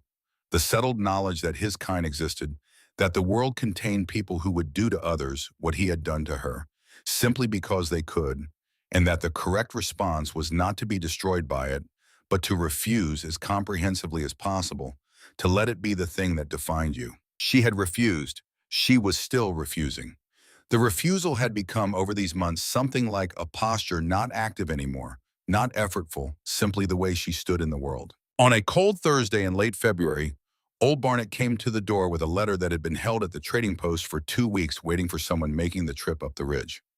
It was from Millhaven, from the firm of Reed & Associates, forwarded from Cider Creek, which meant it had been chasing her since October. Eleanor opened it at the kitchen table. It was from a solicitor. It was brief and precise, and contained a statement of facts so calmly delivered that she had to read it twice to absorb it. Harrison Vane had been charged by a grand jury in Cider Creek County with attempted assault and fraud relating to a business dispute and the subsequent defamation of character of multiple individuals, Eleanor Marsh among them. The solicitor wrote to inform her that her testimony was desired but not required, that proceedings would proceed with or without her, and that the case against Mr. Vane was in the solicitor's assessment substantial. She set the letter on the table. Ethan, who had been reading it over her shoulder, they'd settled into this, the reading of important things together. The private becoming shared said nothing for a moment. Then, how do you feel? Eleanor thought about this. She expected to feel something, large relief or vindication or the release of some long-held pressure. What she actually felt was something smaller and stranger, a mild, remote satisfaction, like hearing that a storm which had already passed your house has since gone out to sea. Like it happened to someone else, she said. Not quite, but almost. She set the letter flat on the table and smoothed it with her palm. I wanted this for so long, for people to know the truth, for him to be held to account for what he did. I wanted it badly enough that it kept me awake some nights in Cider Creek, the wanting of it. She paused. And now it's happened, and I feel like it matters, and like it should have happened, and like it's entirely separate from my actual life. Because your actual life is here, Ethan said. Yes. He sat down across from her. Do you want to go to Cider Creek for the testimony? The solicitor says it isn't required. That's not what I asked. She thought about it. Cider Creek, Main Street in the gray early morning. Mrs. Aldrich's shop. The sheriff who had listened and done nothing. The church where people had raised their eyebrows. Harrison Vane called to account. No, she said finally. I don't need to be there for that. I need him to be held responsible, and it sounds like he will be with or without me. She met Ethan's eyes. My part in that story is done. I don't want to go back. He nodded. I'll write to the solicitor. I'll do it myself. She picked up the letter. But thank you. That night she wrote the letter at the kitchen table while the house slept around her careful, factual brief. She described what Harrison Vane had done, the advances, the refusal, the systematic campaign of rumor and defamation that had followed. She described it in the flat, precise language of someone reporting events, rather than reliving them, because she had decided that the only power these events needed to have over her now was the specific power of evidence. She signed it Eleanor Holt, which was the first time she had signed her new name to a legal document. She sealed it. She set it on the table for Barnett to take down the mountain the next time he made the trip. Then she went to bed. Ethan was awake, which she'd expected. He had a habit of waiting for her in the evenings, not restlessly, but with the patient wakefulness of someone who simply preferred the company. Done, she said. Done, he agreed. She lay down and he turned toward her in the dark, and she felt the warmth of him and the particular quality of silence that had developed between them over winter. Not empty, but full. The silence of two people who have said the important things and found that the important things hold. Do you know what I keep thinking about? She said. Tell me. That letter was looking for Eleanor Marsh. She doesn't exist anymore. She paused. That feels like the right kind of gone. It is, he said. Some things are right to leave behind. She closed her eyes. Outside, the ice on the road held. The valley was still sealed, still white, still keeping its own counsel about the world below. But somewhere in the foothills, spring was forming itself, the slow, invisible preparation of a season that doesn't announce itself until it's already arrived. Eleanor felt it in the same way she felt most things now, not as something approaching from a distance, but as something already here, already in her hands, already belonging to her. Yeah. March came in brutal, and then broke all at once the way things sometimes break, not gradually, but in a single day when the wind shifted and the temperature swung 20 degrees and the icicles along the barn roof began their slow, steady drip. Nora announced it with the authority of someone who had been watching the sky all week. It's going to melt. All of it. By Sunday. She was right by Monday, which Ethan pronounced close enough. The road off the ridge opened on a Tuesday. Eleanor stood on the porch and looked at it, a brown, rutted, mud-slick track descending into the valley through bare trees just beginning to show their first cautious green, and felt precisely nothing about the fact that she could leave now if she chose to. She was standing there when Lily appeared at her side, having materialized from somewhere inside the house with the soundless efficiency she'd been developing. "The road's open," Lily observed. "It is." Lily considered the road for a moment, then looked up at Eleanor. "Are you going somewhere?" "No." "Good." Lily slipped her hand into Eleanor's, a small, warm weight, deliberate and certain. "I didn't want to have to be sad again." Eleanor looked down at her, at the brown eyes that had been enormous and wary and watchful that first night, that were still large but no longer wary, that had learned over winter to look at the world with the beginnings of trust. "You don't have to be, Art," Eleanor said. "I'm not going anywhere." Lily nodded with the gravity of someone ratifying a formal agreement. Then she tugged once at Eleanor's hand and said, "Come help me make the biscuits. Nora says I'm still too heavy with the flour, but I think she's wrong." Eleanor let herself be led inside. The door swung shut behind them and the road sat empty in the new spring light, and the valley below began its slow return to itself, and on Holt Ridge, in the house that had found its warmth again, the morning continued in the manner of all the mornings that had come before it. It ordinary, purposeful, and entirely irreplaceably hers. Yeah. That spring, Eleanor planted a garden. She had not gardened before. There was no space for it above the dress shop and no occasion to learn, and her first attempts were awkward in the specific way that beginnings always are when you come to them, late, having missed the years of small failure that produce eventual competence. She put things in the wrong places. She misjudged the drainage. 3 things she planted in March came up in April as something she hadn't planted at all, which Nora found deeply funny, and which Ethan explained without quite managing to suppress his own amusement, was the result of seeds the previous year's garden had deposited in the soil. "There's a whole history in this ground," Eleanor said, kneeling in the turned earth, looking at the unexpected green. "There is," Ethan agreed. He was crouched beside her, showing her the angle for planting the bean seedlings, patient with the pace of the instruction. "Every ranch garden is a conversation with the years before. Things you didn't plant, things you'll plant now that someone else will benefit from later." Eleanor pressed a seedling into the earth with her thumb and thought about that, about the layers of it, the years of Clara's garden, the years before that, the seeds that had been settling silently into the soil all winter, waiting for the temperature to tell them it was safe to emerge. A whole history, as he said, a continuity she had dropped into the middle of, not from the beginning, but not irrelevant for that. "What did she grow?" Eleanor asked. "Clara." Ethan was quiet for a moment. "Tomatoes mostly. She had a talent for them. And roses. She had a rose bush by the front door, a red one before the second winter killed it." Eleanor glanced at him. "Is that where Lily's doll got her name?" He looked up. Something moved through his face, not grief, not exactly, but the complicated acknowledgement of someone recognizing a connection they hadn't made before, that had been waiting to be noticed. "Yes," he said. "I hadn't thought of that. But yes." He looked at the soil between his hands. "Lily named that doll the spring after her mother left. She was barely 4. She was keeping her," Eleanor said quietly. Ethan was still for a moment. Then he nodded. "She was keeping her." They stayed in the garden a while longer, pressing things into the ground, making the small, careful preparations that would become, by summer, abundance, or at least the decent compensation of effort. Lily came and went, squatting to examine things with intense curiosity and asking questions about what each green shoot would become, occasionally answering her own questions in Rose's voice when no one else was fast enough.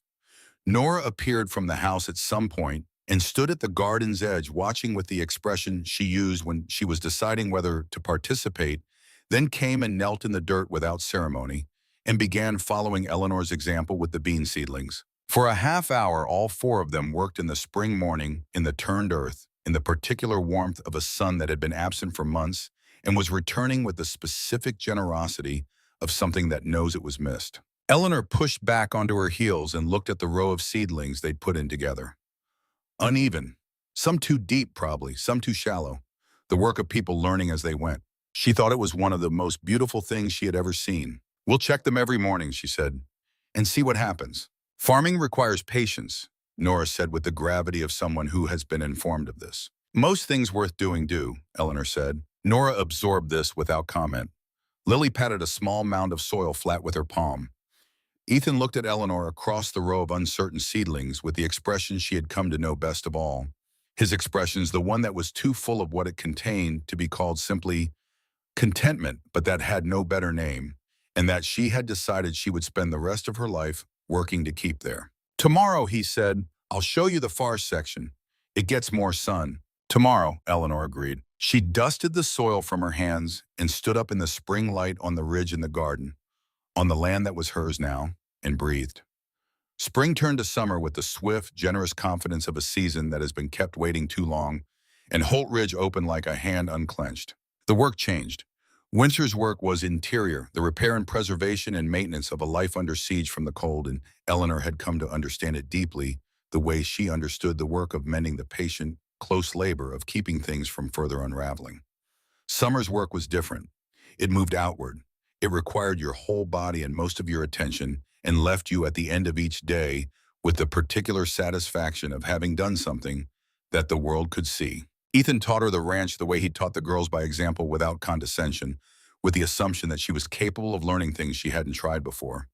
He showed her how to read cattle, how to recognize the difference between an animal that was off and one that was simply having a temperamental day. He showed her the fence lines, explaining which sections would hold and which would need replacing before the next winter. He introduced her to each of the hired hands with the same directness he applied to everything: her name, their name, an assumption of mutual respect.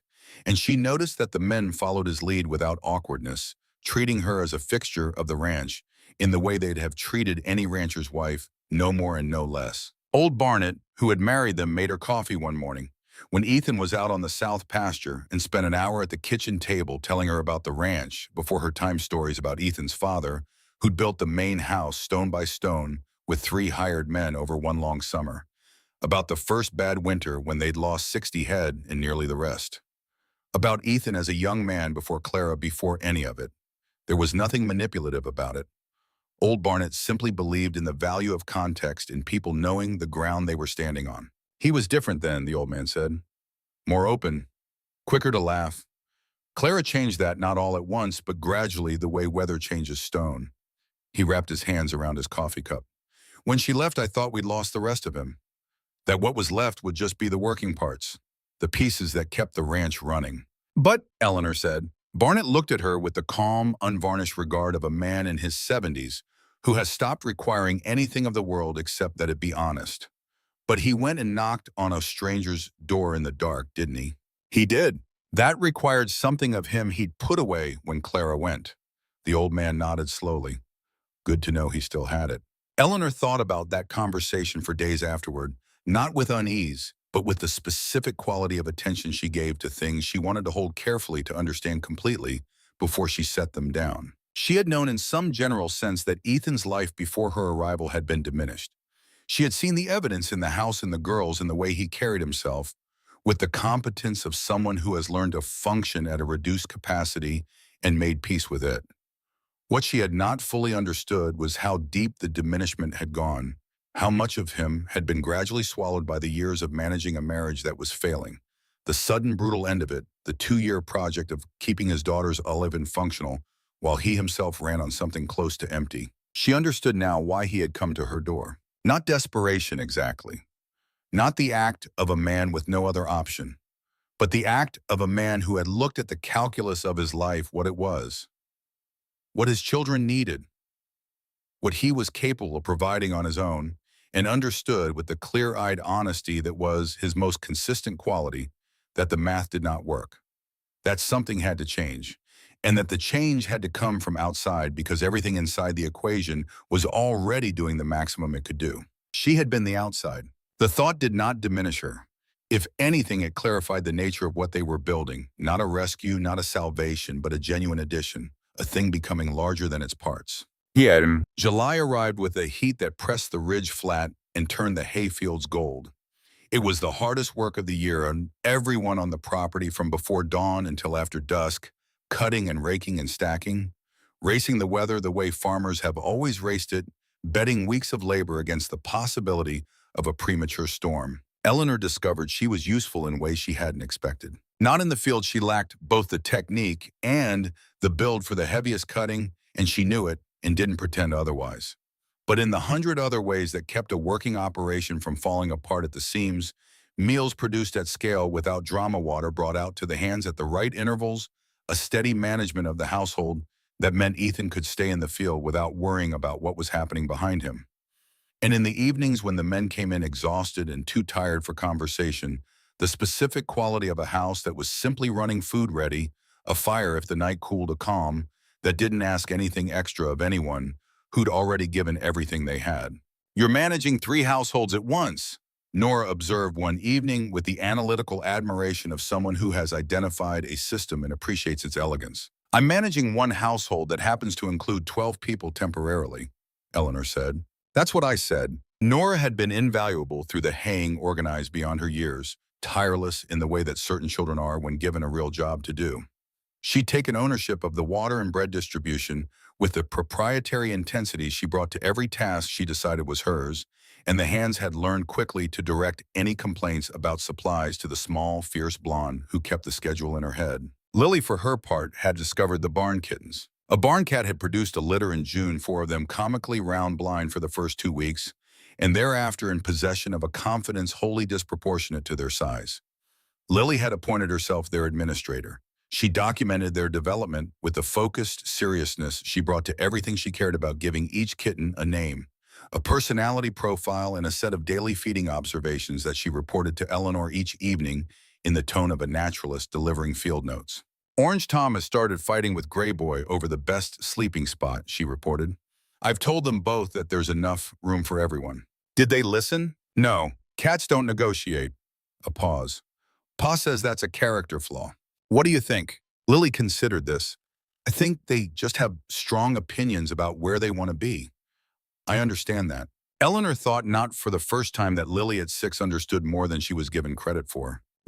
It was in August, near the end of the haying, when the twist arrived. A rider came up the road on a Wednesday morning, not the slow, considered approach of someone with ordinary business, but the purposeful, slightly urgent pace of someone carrying news. Eleanor saw him from the kitchen window and felt the particular low-frequency wariness that she had developed over the past year as a kind of early warning system, the internal sense that something was about to change the shape of things. She was right. The rider was James Petford, a young man from the valley floor whom she recognized from a trading post visit in the spring. He was barely 20, still growing into his shoulders, and he arrived at the door with his hat in his hand and an expression compounded of discomfort and necessity. He asked for Ethan. She sent Nora to the field for him. While they waited, Petford accepted coffee without speaking, which Eleanor interpreted correctly as a sign that the news he was carrying was the kind that required witnesses. Ethan came in from the field, still carrying his work gloves, reading the situation in 3 seconds flat, the way he read all situations, the expression, the posture, the quality of the silence. He sat down. "Say it," he said. Petford said it. "Harrison Vane, the charges, the grand jury proceedings." The conviction that had come down 2 weeks ago was not, as Eleanor had believed, a concluded chapter. His father, in his efforts to limit the damage to the family name, had commissioned an investigation into the people who had testified against him. The solicitor's firm in Millhaven had apparently communicated Eleanor's letter to someone connected to the Vane family, and the elder Vane had been making inquiries, asking questions about Eleanor Marsh, about where she'd gone, about whether she'd been found. Petford didn't have specifics. What he had was a warning from his father, who moved in the business circles of the valley town and had heard enough to believe the Vanes were not finished. "They're not going after her legal," the young man said carefully. "Mr. Vane Sr., he's too smart for that. It's more pressure. the kind that makes people's lives complicated. Ethan was very still. Eleanor, standing at the kitchen end of the room, was also still, but differently, not with the stillness of a threat being assessed, but with the stillness of someone finding out that a thing they thought was behind them has pivoted and is still following. "What kind of complicated?" she asked. Petford glanced at Ethan, then back at her. "Mr. Vane Sr. has business interests in the valley, supply contracts, water rights, that kind of thing. He's been making it known that some of those contracts might not be renewed if certain people continued being publicly supportive of the case against his son." "You mean people who testified," Eleanor said, "and their associates?" Petford set down his coffee cup. "I don't know exactly who he's spoken to, but my father thought you should know." After Petford left, Eleanor stood at the kitchen window and looked out at the yard and the fields and the ridge line and tried to calculate what this meant. It meant that she was not entirely gone from that chapter. It meant that what had seemed like a loose end, her letter to the solicitor, her testimony had a thread attached, and that thread led back to a man with money and influence, and a son whose conviction was an embarrassment he intended to cost someone for. She had known it was possible. She had chosen deliberately not to factor it in when she decided to testify. She did not regret that choice, but she understood now that it had consequences she hadn't finished experiencing. Ethan came up behind her. He didn't touch her.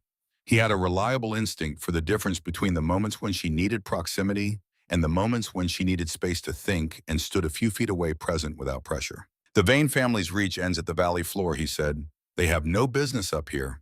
No contracts, no water rights, nothing to leverage." "Not directly," Eleanor said. "Not at all. The ridge is its own jurisdiction, practically speaking."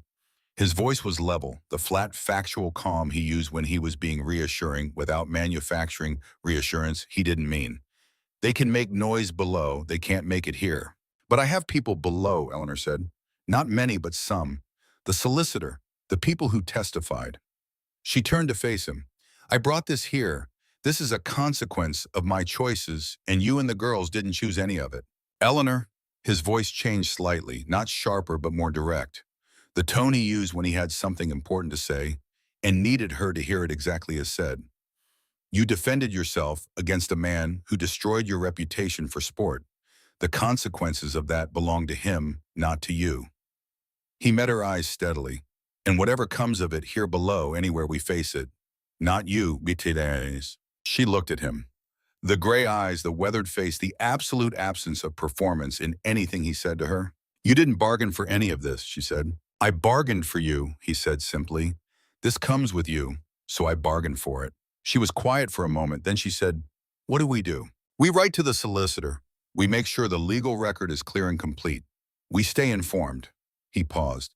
"And we don't let a man who's already been convicted of assault and fraud determine the shape of our lives." "You make it sound straightforward." "It is straightforward. It's not simple, but it's straightforward." He moved to the table and picked up his gloves from where he'd set them. "There's still hay to cut. Come tell me when dinner's ready."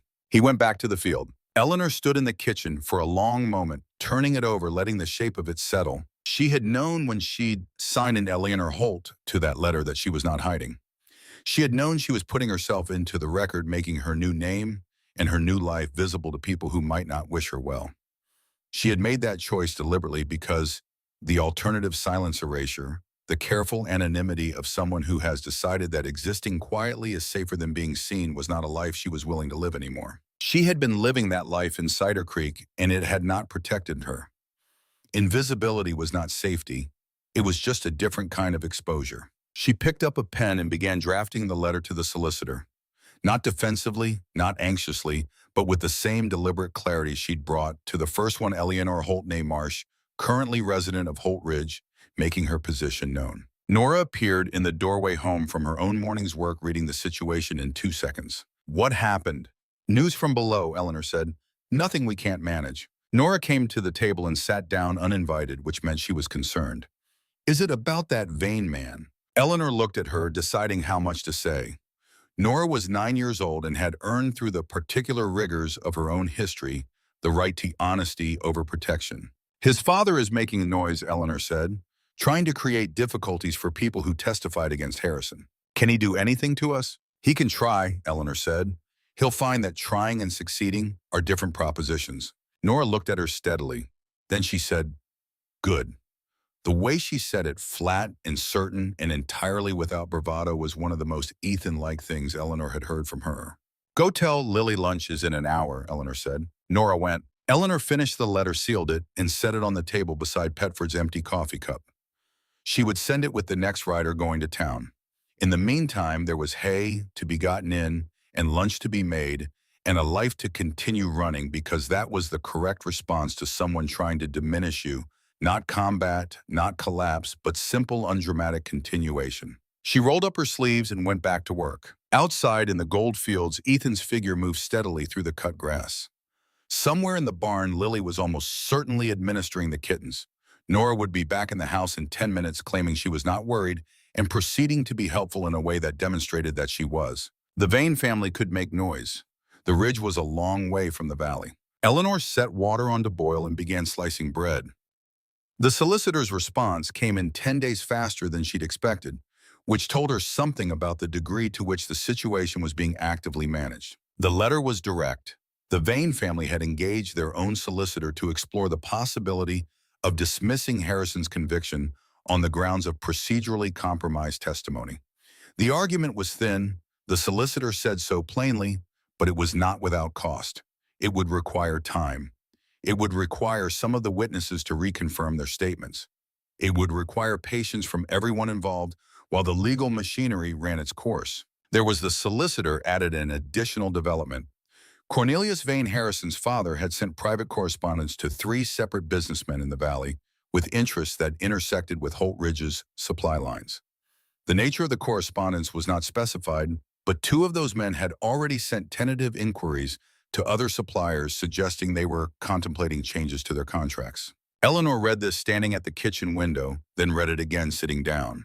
2 of the men Cornelius Vane had contacted were suppliers for the ranch's winter grain and the feed pellets they used for the horses in heavy snow. Not catastrophic if the contracts changed. Ethan had been running this operation for years and had contingencies, but inconvenient, costly, designed to communicate that the cost of opposing the Vane family was real and ongoing. She folded the letter and went to find Ethan in the barn. He read it without expression, folded it, handed it back, looked at the middle distance for a moment in the way he did when he was calculating. "Barker and Walsh," he said, identifying the 2 suppliers from the description without being told. "Barker's been looking for an excuse to consolidate his routes anyway. This gives him one. Walsh is more independent. If Vane leaned on him, he'll be unhappy about it. Can we replace them?" "Barker, yes. Walsh, it'll cost more sourcing from further out. Not ruinously, but more." He leaned against the barn wall, his arms crossed, thinking. This is Cornelius Vane telling us the trial isn't free, that continuing to be visible participants in it has consequences. "I know what it is," Eleanor said. He looked at her. "I know you know. I'm thinking out loud." "Then think out loud about this." She kept her voice even. "This is because of my letter, my name in the record. If I had stayed anonymous, you'd have been doing what he wanted you to do," Ethan said. "Disappearing, accepting the terms he set." He pushed off the wall. "I'm not interested in that." "What are you interested in?" "In not letting a man who funded his son's campaign against you dictate how we do business." He met her eyes. "I've been ranching this ridge for 12 years. I have relationships with men in this valley that Cornelius Vane doesn't have any leverage over. I'll make some calls. We'll find the supplies. The cost is what it is." "Ethan." "Eleanor." He said her name in the tone that meant he had thought it through and was not going to be redirected, not from stubbornness, but from conviction. "You defended yourself. That was the right thing to do. This is the price of it, and we pay it, and we don't let it become the reason we stop doing right things." She looked at him. At the absolute steadiness of him, the specific quality of his certainty that was not rigidity but root, a thing that held because it was deep, not because it was hard. "All right," she said. "All right," he agreed. He went back to work. She went back to the house. And the day continued, because days do regardless of the complications they contain. But what followed was not dramatic in the way that the word drama usually implies. There were no confrontations, no riders arriving with ultimatums, no scenes that could be summarized quickly. It was instead the slow, determined work of 2 people managing a challenge by refusing to be managed by it. Ethan made his calls. Not all of them were successful. 2 men he'd done business with for years made their apologies in the uncomfortable, indirect way of people who have been pressured and know it and are not proud of themselves but will nonetheless comply. He accepted their apologies without rancor and found other arrangements. It cost more as he'd predicted. It was done. Eleanor wrote 2 more letters to the solicitor, each carefully factual, each adding detail to the record. She also wrote to 3 of the other women who had provided testimony in the Vane proceedings, women she had known slightly in Cider Creek, women whose testimony had been given at real personal cost. She wrote not to ask anything of them, but to tell them she had not disappeared, that the pressure was real but bearable, that she was still there and still standing. 2 of them wrote back. The letters were brief, the way letters are when the people writing them are not sure how much to say, but need to say something. One of them ended, "I never quite believed what they said about you. I'm glad to know you're well." Eleanor read it twice and put it away carefully in the wooden chest under the canvas bag. The legal challenge to Harrison's conviction failed in October too thin. The judge ruled to warrant further proceedings. The solicitor wrote with the news and added that Cornelius Vane had by all accounts accepted the judgment with the tight-lipped resignation of a man who has spent good money on a bad bet and knows better than to throw more after it. "It's done," Eleanor said, reading the letter aloud to Ethan at the kitchen table. "It's done," he confirmed. Nora across the table made a sound of satisfaction that was startlingly like her father's. Lily, who had been told only that there was a legal matter that needed resolving, nodded seriously and went back to her arithmetic. Eleanor set the letter down. Done. The chapter she had been writing since the night Ethan had knocked on her door was finished. Not with heroism, not with a dramatic confrontation or a public vindication, but in the quiet, grinding, undramatic way that most things of consequence actually end, through persistence, through the refusal to be made small, through the accumulated weight of people doing the right thing even when it costs them. She felt the ending of it in her body, a release of something she had not been consciously aware of, holding a physical settling that told her the bracing had been happening in the background but all along, even in the months when she'd believed she was past it. "Well," she said. "Well," Ethan agreed. They looked at each other across the table, and in the look was everything. Morning in the rented room, the wagon ride through the changing landscape, the 2 weeks of trial, and the wedding and the snowstorm, and the winter of becoming, and all the months since the garden and the haying, and the letters and the challenge, and the holding together of a thing that turned out to be more solid than either of them had dared to believe at the beginning. "We should celebrate," Nora announced. "What would you suggest?" Eleanor asked. Nora considered. "Pie." "Pie," Lily confirmed without looking up from her arithmetic. Eleanor looked at Ethan. "Pie," he said with the gravity appropriate to the situation. Eleanor got up and went to the kitchen, and Lily appeared at her elbow almost immediately because Lily had a reliable instinct for the proximity of baking, and Nora followed not far behind, claiming she was there to supervise, but immediately becoming genuinely helpful in the way she always was, when supervision was her stated purpose. The afternoon light came through the kitchen windows at an angle that happened, in that particular hour, to be exactly right, warm and golden and distributed across the table and the floor, with the casual perfection of light that doesn't know it's being noticed. Eleanor stood at the counter making pastry and listened to her daughters argue amiably about the proper ratio of apple to cinnamon, and felt the day, the whole of it, the letter and the resolution and the release of the long-held thing, settle into something that was only ordinary. Ordinary. Not diminished, not reduced. The specific, profound ordinary of a life that contains what it needs. The second winter came differently, not less severe if anything. The snow came earlier than the year before, the first real storm arriving in late October and laying down a foot before it had slowed. But Eleanor met it differently. She met it the way you meet a season you've survived before, not without respect, but without the particular quality of dread that comes from not knowing what a thing is. She knew what winter on Holt Ridge was. She had been inside it, and it had been hard, and she had come through it, and she had come through changed in the specific way that hard things change you when you face them on your own terms. The house was prepared. The pantry was stocked, the firewood stacked well above the previous year's levels, the storm windows in the gaps caulked. Ethan had spent October doing the things that needed doing and teaching Eleanor which things those were so that she could assess them herself, so that in any future year, when he was delayed or unavailable, she would know where they stood. This was she had come to understand his particular language of love, the equipping of people he cared about to function without him.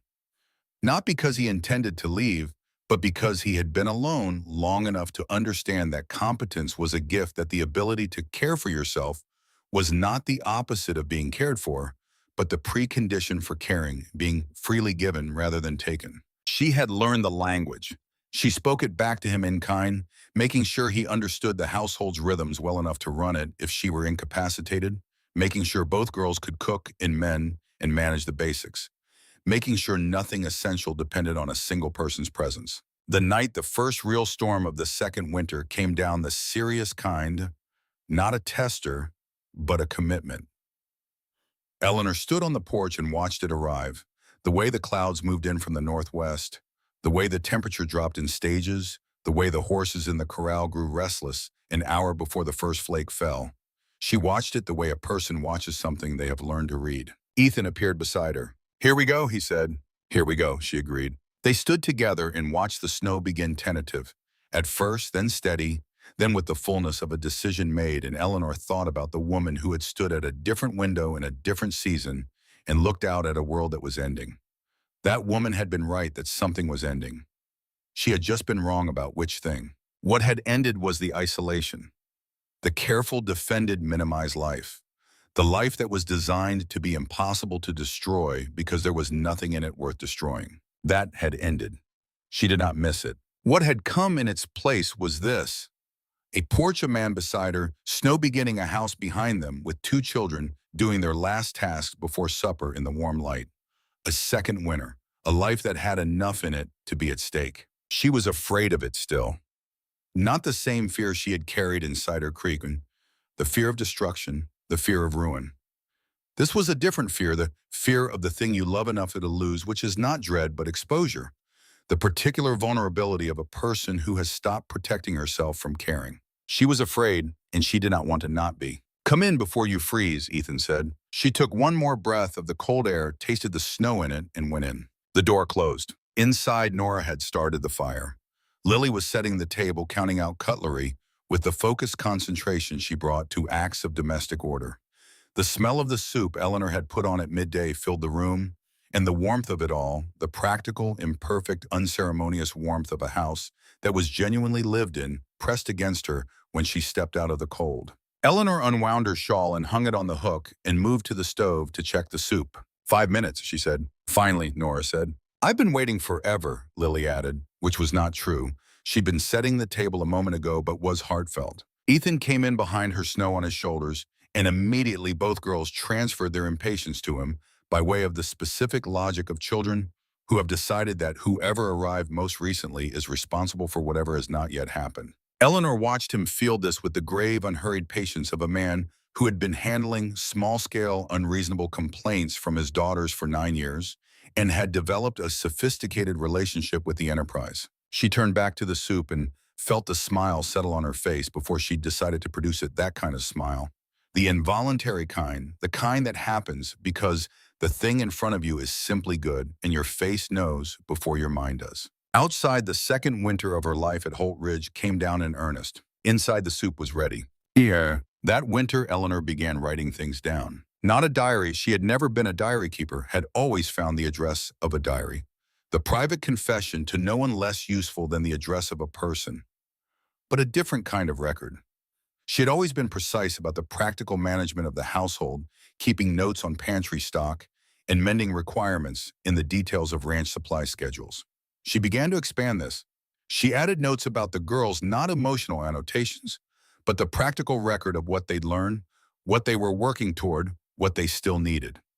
She added notes on the garden, on what had done well, and what hadn't, on the adjustments she wanted to make in spring.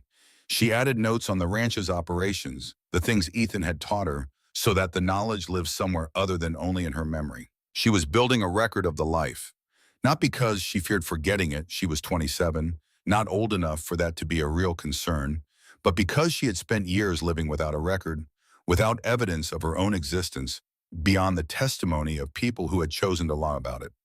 Writing it down felt like insisting, like saying, "This is real and it happened and it belongs to me." Nora discovered the notes one February morning and read 3 pages before Eleanor noticed.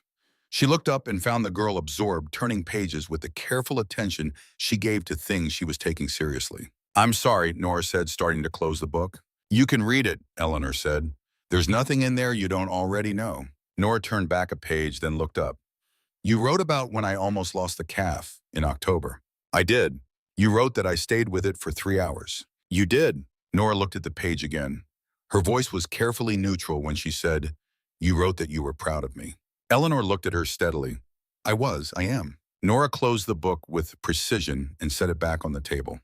She sat for a moment in the winter morning light, not moving, with an expression that was doing several things simultaneously and not letting any of them reach the surface fully. Then she said very quietly, Sometimes I think I'm going to forget her, Ma, the way she actually was. Eleanor heard the shift in the sentence, the way it had started in one direction and arrived somewhere entirely different, and understood it. Tell me one thing you remember, she said. Nora looked at her, a long pause. She used to braid my hair in the mornings, Nora said finally. Before she got bad, she'd hum while she did it. She wasn't good at humming in tune, but she didn't know that, or she didn't care. A pause, Sean. I used to pretend I was asleep so she'd think I wasn't awake yet. She'd talk to me anyway. Just quiet things. What she was going to make for supper. What she'd seen out the window. Eleanor said nothing. She let it be there. I don't want to forget that, Nora said, even if the rest of it was even with everything. You won't forget it, Eleanor said. Not really. Those are the things that stay. Nora looked at the record book on the table. Can I write something in there about her? It's your house too, Eleanor said. Your book too, if you want it. Nora took the book and the pen. She sat for a moment, then wrote something. She closed the book and pushed it back across the table to Eleanor without letting her see it. Not yet, she said. Maybe in spring. Whenever you're ready, Eleanor said. And that was that. The way the most important conversations often are finished without announcement, without conclusion. The things said and absorbed and taken somewhere to do its quiet work. She opened the book that evening after the girls were asleep and read what Nora had written in her precise, careful hand in the margin of the October page. She hummed off key and she didn't know. 3 words and a conjunction. All of them right. Eleanor closed the book and set it on the shelf and went to stand in the doorway of the girls' room, listening to the sound of them breathing in their sleep, and felt the specific weight of everything she had been trusted with.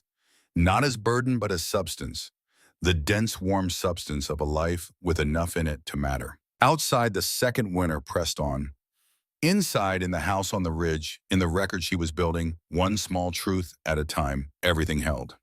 The record book became a family artifact without anyone deciding it would be. Lily discovered it in March on the first warm day, when the mud came back and the valley below the ridge began showing its first hesitant green, the day Eleanor opened all the windows for the first time in 5 months, and the house took its first deep breath.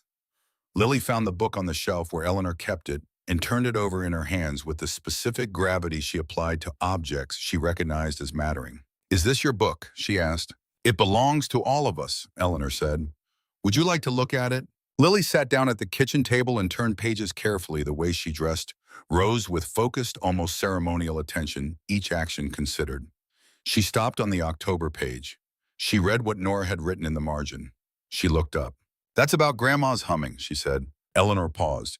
It was the first time she had heard Lily refer to Clara as anything other than Ma or Mama or nothing at all. The first time the word grandmother had entered the household, extending Clara backward into the family's longer history, making her less the specific wound and more the specific person she had been before the wounding. Yes, Eleanor said carefully. Lily looked back at the page. Can I write something too? Of course. Lily held the pen with her tongue between her teeth, thinking, then wrote with great deliberateness in her round, uneven hand. She closed the book and slid it back and went outside to check on the kittens who had survived the winter in the barn and grown into the uncanny confidence of cats who know they are beloved. That evening, Eleanor opened the book and found what Lily had written below, Nora's 3 words in different ink and different handwriting, but on the same page, the October page about the calf. Rose's dress is still good. She sat with it for a long time. Not with sadness, with something larger and less categorizable. The feeling of watching a thing become exactly what it was supposed to be. She showed it to Ethan that night. He read both entries, set the book down on the bedside table, looked at the ceiling. We're going to need a bigger book, he said. We are, Eleanor agreed. He reached for her hand in the dark, and she gave it, and they lay in the house that held all of this, the entries and the kitten and the October calf and the humming and the dress, and were quiet together in the way they had gotten very good at being quiet together, which was not emptiness, but the particular fullness of people who have found that silence between them is safe. No. Spring arrived in April like a guest who has been expected and is glad to find the house ready. Eleanor's garden came up mostly. 3 things she had planted emerged reliably. 2 things she had planted emerged as something adjacent to what she'd intended, and 1 long row of carrots, to her complete bafflement, simply refused. She consulted Nora, who consulted the kitchen chemistry book, who determined that the soil in that row had a drainage problem predating Eleanor's arrival by at least 5 years, possibly more. "It's not your fault," Nora said with the tone of a scientist delivering an impersonal diagnosis. "The ground was wrong before you got here." "That seems like a metaphor," Eleanor said. "It's just a fact about soil composition," Nora said, but the corner of her mouth moved. They amended the row. Next year, the carrots would grow. This was gardening, the long relationship with ground that has its own history, the patience of learning what each part of it needs, the willingness to return to a failed section and try again differently rather than abandoning it. Eleanor had gotten good at that, not at gardening specifically. She was still learning, still making the particular mistakes of a person who came to it late, but at the underlying principle. The return, the try again differently. Lily turned 7 in May. The birthday, like everything in the household, had evolved into something specific to them. A tradition assembled over the course of 1 year from the available materials of who they were. Nora baked the cake, which she had been practicing in secret for 3 weeks, and which was by any measure the best thing she had ever baked. Eleanor made Lily a new dress for Rose the Third in the doll's growing wardrobe, each one slightly more ambitious than the last. Ethan had spent 2 evenings in the barn building something he brought out in the morning wrapped in cloth, a small wooden horse carved and sanded to a smoothness that took real craft painted brown with a white blaze on the forehead. Lily held it for a long time, turning it over in her hands. "It looks like Copper," she said. Copper was Nora's mare, the horse that had been Lily's consistent favorite since she could walk. "Did you make it look like Copper on purpose?" "I tried," Ethan said. Lily looked up at him. In the past year, the looking up she did at her father had changed, not in frequency but in quality, something in it that was easier, less burdened by the specific weight of grief and need. She could look at him simply now, without the complicated freight. He had noticed. Eleanor had noticed him noticing. "Thank you, Papa," Lily said. She had always called him Papa, but the way she said it today was different. Lighter, freer, the way a word sounds when the person saying it is not working at it anymore, not managing the weight of it, simply using it because it is the right word for what she means. Ethan cleared his throat. "You're welcome, little bird." Nora, across the table, had arranged her face into an expression of studied composure that fooled no one. "The cake is ready," she announced. "If anyone's interested." Everyone was interested. They ate it at the table they had been eating at together for a year and a half, in the kitchen that Eleanor had organized and organized again, as she learned what the household actually needed in the house, that smelled of wood smoke and biscuits and the faint sweetness of the sugar cookies Lily had insisted on making in addition to the cake, because you couldn't have a birthday with only one sweet thing. Eleanor sat at her place and looked at the 4 of them and felt the familiar sensation of the late winter and early spring, the release, the settling, the ordinary weight of a life that has enough in it to matter. But today it was different, or she was different, or enough time had passed that she could feel the full shape of it without the overlay of wondering if it would hold. It was holding. It had been holding for over a year. It would keep holding through whatever came, because they had all of them decided that it would not once, but in the daily unremarkable way that decisions get remade in the small choices that add up to a life. She reached over and helped Lily cut a second slice of cake. "No." In June, a letter arrived from the solicitor with a final accounting of the Vane case. The appeal dismissed the conviction, confirmed Harrison serving his sentence in the county jail. Cornelius Vane had made no further overtures toward the ranch's supply lines. The 2 suppliers who tentatively moved their business had in the end returned to their previous arrangements. One of them sent Ethan a short note that was 3 sentences long and contained more apology than its brevity suggested. Eleanor read the solicitor's letter at the kitchen table on a morning when the window was open and the garden was in its full early summer state, and Lily was outside talking to the barn cats with the earnest, detailed monologue she gave them daily, covering current events, recent grievances, and whatever she was thinking about in roughly equal proportion. She folded the letter, put it in the record book, and closed the book. Done, finished, fully over. She had expected to feel more. Had expected maybe a larger sensation of resolution, the kind you felt in stories when the bad thing was finally concluded and the music swelled. What she felt instead was mild, clean satisfaction, the kind that comes not from dramatic endings, but from the confirmation that something has held up over time. The story had been told. The record was complete. The name Eleanor Holt was in the legal documents, permanent, uncontested, belonging to her. She went outside to start weeding the bean row. Lily materialized beside her within 2 minutes, as she always did when Eleanor was in the garden, and crouched down and began helping with the wordless efficiency of a child who has decided to assist and does not require instructions. They worked side by side in the morning sun for a while without talking. Eleanor, Lily said eventually. She had started using Eleanor's name sometimes in the direct way. Not Mama. Not Mama Eleanor, but just Eleanor, the full name with a quality in it that was intimate rather than formal, the way you use someone's real name when you know them well enough that the name feels private. Yes. Are you happy? The question landed simply without preamble, in the direct way Lily asked all the questions she actually wanted answers to. Eleanor sat back on her heels and looked at the garden, the rows of beans and the herbs and the corrected carrot section, and the far corner where the tomatoes were beginning to climb their stakes. At the house behind her, with its solid log walls and its organized kitchen, and the record book on the shelf. At the ridge above, where the pine line ran clean against the sky that was the particular blue of a June morning at altitude. At the small brown-eyed girl beside her, pulling weeds with focused care, waiting. Yes, Eleanor said, not qualified, not hedged, not the honest but incomplete answer she would have given a year ago. Very. Lily nodded with satisfaction the way she nodded when a hypothesis had been confirmed by evidence. I knew, she said. You look different than you did at the beginning. Not sad different. The other kind. What other kind? Lily thought about this, pulling another weed. Like you're in the right place, she said finally. People look different when they're in the right place.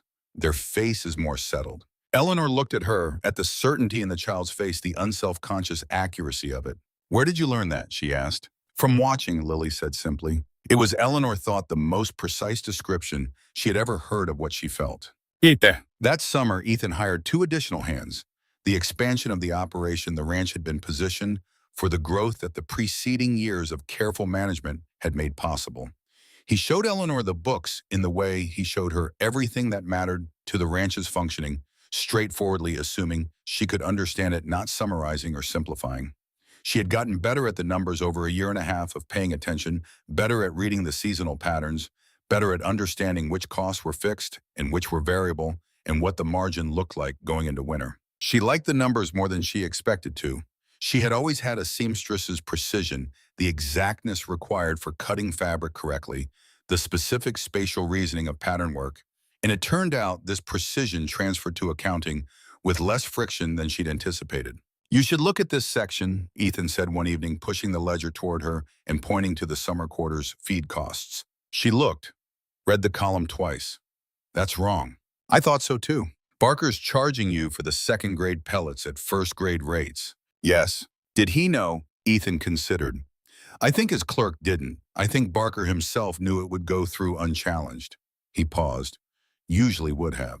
Eleanor corrected the figure, wrote a note on the page, and the next morning drafted a letter to Barker's that was polite, precise, and unmistakably clear. The corrected invoice arrived within a week. Ethan said nothing about it directly. He simply one evening began setting the ranch's accounts in front of Eleanor as a matter of course, not assigning her the work, not declaring her the accountant, simply placing the books where she could see them, and proceeding as if her looking at them was a given. She started looking at them regularly. This too was his language of love. The equipping, the sharing of the thing you'd been carrying alone. The implicit statement, this is yours as much as mine, and you're capable of it, and I'd like you to have the whole of it rather than the parts I think you can manage. She had been on the receiving end of that language for almost 2 years, and she was still not entirely accustomed to it, not because she doubted it, but because the unaccustomedness of it was itself valuable. She wanted to keep noticing it. She did not want to take it as given to let it become the furniture of her life that she moved around without seeing. She wanted to see it. She intended to keep seeing it. In September of Eleanor's second full year at Holt Ridge, 2 things happened. The first was that the new room was completed. Ethan had started the framing in spring, worked on it through summer, in the hours between other tasks, and finished the last of the interior work in late August, a room off the east side of the house with windows facing both south and east, catching morning sun and afternoon warmth, plastered smooth and floored, with the same pine boards as the rest of the house. He had said when he started it that it was for the family to grow into. He had not elaborated, he had not needed to. Eleanor walked through it on the morning he declared it finished, feeling the new plaster walls and the fresh smell of cut wood and the way the light came in from the eastern window at a particular angle. "It's good," she said. "It should be finished before winter," he said. He paused, the specific pause she recognized as the one preceding something he was going to say carefully. "If you wanted to start thinking about what to put in it." She looked at him. He looked back, gray eyes steady and waiting, and there was something in his expression that had the quality of a question being asked without words, the kind that required a specific kind of answer. "I have been thinking about it," she said. "Have you?" "For a few months." He nodded slowly. The thing in his expression settled into something warmer. "I'll need to speak to Dr. Hennessy when the road is clear," she said, "to be certain." "Of course," he said. And then because he was Ethan, and the composed exterior was always fractionally slower than the thing beneath it, she saw the composure slip, just briefly, just the way a well-maintained thing shows its age in strong light, and what was underneath was simply joy. Uncomplicated, genuine, and entirely unmanaged. She stepped across the new room and took his face in her hands and kissed him, the way you kiss a person you have chosen and kept choosing and intend to keep choosing, which is the only way that means everything. He held her for a long moment. "The girls," she said, "they'll be insufferable about it," he agreed. "Nora will have opinions about names." "Nora has opinions about everything. Lily will want to write about it in the book." "She should." Eleanor pulled back and looked up at him. At the weathered face she knew as well now as her own, better in some ways because she had been studying it with the focused attention she gave to things she needed to understand completely, and Ethan's face was the kind that rewarded sustained attention that held layers. "I'm not scared," she said. It was not a claim, not a performance, just a fact offered honestly the way they had offered each other facts from the beginning. "I know," he said. "I can see it. You look settled." She laughed. "Lily said that about me, that I look settled. She's perceptive. Frighteningly so." He smiled. It was the full smile, the one she'd seen develop over 2 years from the occasional ghost of itself into something it clearly was meant to be. Warm, unguarded, a little startled by itself every time, as if he still hadn't quite gotten used to having reasons for it. The second thing that happened in September was that Nora turned 10. She turned it in the way Nora turned most things, without ceremony, with a certain amount of argument, and then later in private with the full undefended feeling of it. The birthday itself was celebrated in the household's established way, a cake, a gift, the table full. Eleanor's gift was a sewing box. Not a child's sewing box, a real one fitted with proper tools, the quality of something built to last decades. Inside it were needles in a full range of gauges, threads in 20 colors. The best scissors Eleanor had been able to source, a good thimble, a seam ripper, a pin cushion, and a small paper card on which Eleanor had written in her careful hand, for the work ahead. Nora opened it and sat with it for a long moment, touching each item with the same gravity she'd brought to the first lesson at the kitchen table more than a year ago, the stubborn 9-year-old who'd pretended to be watching and had actually been learning, whose first ladder stitch had held and who had never stopped improving. "This is a grown-up set," Nora said. "You're a grown-up sewer," Eleanor said. "You've been one for months." Nora looked at the tools in their fitted slots. Then she looked at Eleanor with the blue eyes that still carried their history, the anger and the loss and the careful, hard-won choice to trust, and in them now was something that had not been there at the beginning of the story. Something that required the whole of the past 2 years to produce. "Will you teach me the tailoring?" she asked. "The proper tailoring, not just mending." "I will," Eleanor said. "It'll take years." "I know." Nora closed the box with a precision that said she was keeping it, that this was hers, that it was going in the chest in her room and coming out every day. "I'm not going anywhere." Eleanor looked at her, at this fierce, complicated, loyal girl who had spent 2 years deciding whether to trust, and had decided yes by a series of incremental choices that each required something real from her. "Neither am I," Eleanor said. "We're in October." The light on Holt Ridge in October was the best light of the year. The particular quality of high-altitude autumn, where the angle of the sun and the clarity of the air combined to make even ordinary objects precise and luminous, the way things look when you are paying attention. Eleanor stood in the garden on an October morning finishing the last harvest before the first frost and looked at the ridge above and the house behind her and the valley below and felt the full weight of where she was. 2 years ago, she had stood at a window in a rented room and packed a carpet bag and prepared to vanish. She had been right to leave. She had been right to open the door. She had been right to stay. She had been right to write the letter and right to sign it with her new name and right to weather the consequences and right to keep the record. She had been right about all of it, and the rightness of it had nothing to do with safety or certainty. It had everything to do with the fact that she had chosen with full information and full awareness of the risk and the choice it held. The carpet bag was still in the chest under the blanket at the bottom. She had not removed it. It was not a relic of fear anymore, and it was not a symbol of readiness to flee. It was simply an object old and worn that had carried her from one life to another and could rest now in the dark. Lily came out of the house with Rose under her arm and 2 apples, one of which she handed to Eleanor, with the straightforward generosity of a child who does not make an event of giving. "Last apples," she said, "before the frost." "Good ones," Eleanor said, biting into hers. "Crisp." Lily sat down in the dirt of the garden path, which Eleanor had given up discouraging, and arranged Rose in her lap. The wooden horse Ethan had made sat in Lily's pocket, its head visible. She'd been carrying it everywhere since May, the way certain objects become talismans, not because of magic, but because of what they represent. "Will you tell me about before?" Lily asked. "About Cider Creek." Eleanor looked at her. This question too had evolved. Lily had asked it once a month ago, and Eleanor had given a careful answer. And now she was asking again, which meant the careful answer had not been sufficient. She was looking for the whole of it. "What do you want to know?" "What it felt like," Lily said, "to leave." Eleanor sat down over the garden beside her autumn dirt and the smell of cold coming. She thought about how to say it honestly. "Terrifying," she said. "I had nothing and nowhere to go. I had a bag and some money and a plan that might not have worked." "Were you sad?" "Very. I had lived in that town for years. I had made it my home, even though it wasn't always kind to me." Lily looked at her steadily. "But you left anyway." "Because staying had to become more dangerous than leaving." She paused. "Sometimes the brave thing is to leave. Sometimes the brave thing is to stay. The trick is knowing which one you're dealing with." "How do you know?" Eleanor thought about it. "You ask yourself which one you would regret more, and you trust the answer even if it scares you."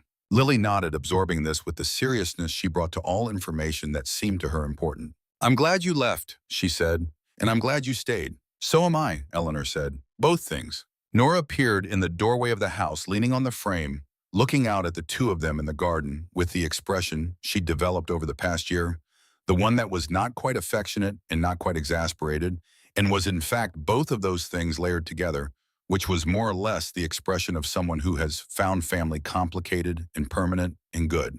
"Ethan says the frost comes tonight," she called. "He says you should bring in the last of the squash." "We know," Lily said without turning around. "We're doing it. You're sitting in the dirt." "It's contemplative sitting," Lily said with dignity. Nora made a sound that was a laugh she'd converted at the last moment into something more neutral, then disappeared back into the house. Eleanor stood and brushed the garden dirt from her skirt and began the last harvest, and Lily stood beside her and helped, and the morning moved forward through itself in the way that mornings do on the ridge, steadily, with purpose, with the cold coming and the frost coming and the second winter already on its way, and behind them the house holding everything they had built, everything they had chosen, everything that was theirs. The squash came in. The garden was put to bed for the season. Inside, Ethan was at the kitchen table with the accounts and the new ledger beside the old one. He looked up when Eleanor came in, and the look was the same one he had been giving her since the beginning. The quiet assessment, the gathering of information, the decision made, except that now the decision was settled and permanent and showed on his face as something simple and unhurried, the expression of a man who was where he intended to be. She hung up her shawl. She poured 2 coffees. She sat down across from him and looked at the ledgers and said, "Show me what you're working on." He showed her. Outside, the October light lay across Holt Ridge, with its particular precision making everything exact and luminous. Inside, the fire was going. The girls were somewhere in the house doing their particular things. The record book was on the shelf. The new room was ready for spring. And the life that had been built from a knock on a door before dawn, from a stranger's proposal, and a woman's terrified, deliberate, life-changing yes was present and whole and continuing. Eleanor Holt picked up a pen and began. "Dear Bertra, The frost came that night as predicted, and by morning the garden was done and the first thin skim of ice lay on the water trough. Ethan broke it with a post before the horses came out, the routine task of a man who has lived through enough winters to know which ones to take seriously and which to simply begin. Eleanor watched him from the kitchen window, coffee in hand, and found herself doing the things she had been doing more frequently as the weeks passed into certainty, calculating. Counting back, counting forward. Spring, she thought. Late spring if the doctor's estimate proved accurate. May, possibly June. She thought about May and June on the ridge, the light they produced, the warmth that finally settled into the ground and stayed the way the valley below, filled with green, so dense you could almost hear it. A good time to arrive, she thought. A good time to begin. She had not told the girls yet. She was waiting for the doctor's confirmation, which would come in November when the road permitted the trip down to the valley.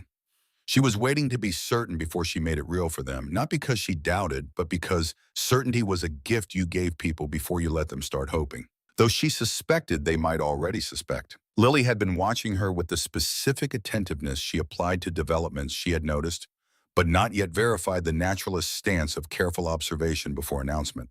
Nora had said nothing but had the previous week gone to the household bookshelves with a deliberately casual air, and extracted the one volume that addressed the mechanics of childbirth and newborn care, which she had taken to her room and clearly been reading, given the occasional questions she'd been slipping into conversation with the studied nonchalance of someone who needs information and is pretending they're asking hypothetically. If someone were going to need to learn to hold a very small baby, she had asked at breakfast 3 days ago, what would be the best way to practice? With a doll, usually Eleanor had said, keeping her face perfectly straight. Nora had nodded with great seriousness and said no more. Ethan came in from the morning chores with cold on him and went directly to the stove and poured his coffee without speaking, which was how he always started his mornings, present, but requiring 5 minutes before he was ready for full conversation.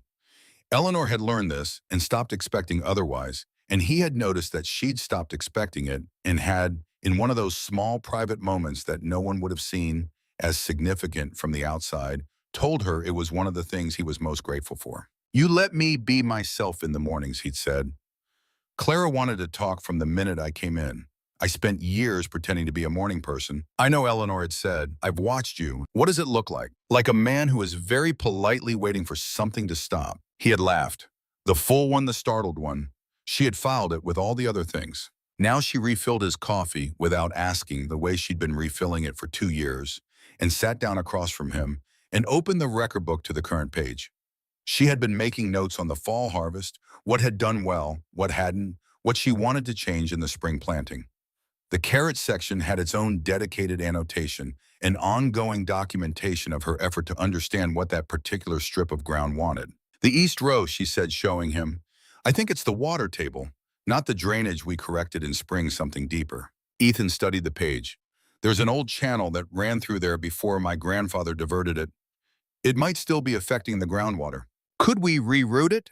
In spring, it's not a big job if we catch it early in the thaw. He looked at her.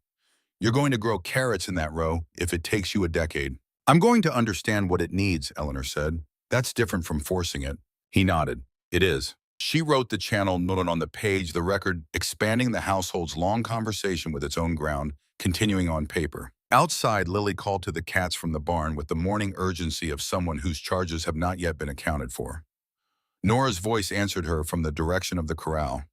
Something about copper. The mare, the particular cadence of Nora, talking to horses, which was softer and more patient than the cadence she used for most human conversation. Eleanor looked up from the record book and listened to the house around her. This was the thing she kept returning to when she tried to describe to herself what the life was. Not the dramatic parts, not the morning in the rented room, or the wedding in the snow, or the legal challenge, or even the particular moment of understanding in the January dark when she'd realized she was in love and had been for some time without managing to notice it. Those were real and mattered, but they were the punctuation. The substance was this, the ordinary morning, the coffee, the record book, the voices of her daughters outside, the man across the table from her drinking his coffee in peaceful silence. The substance was the daily and the quiet and the unremarkable, and it was everything. Heat.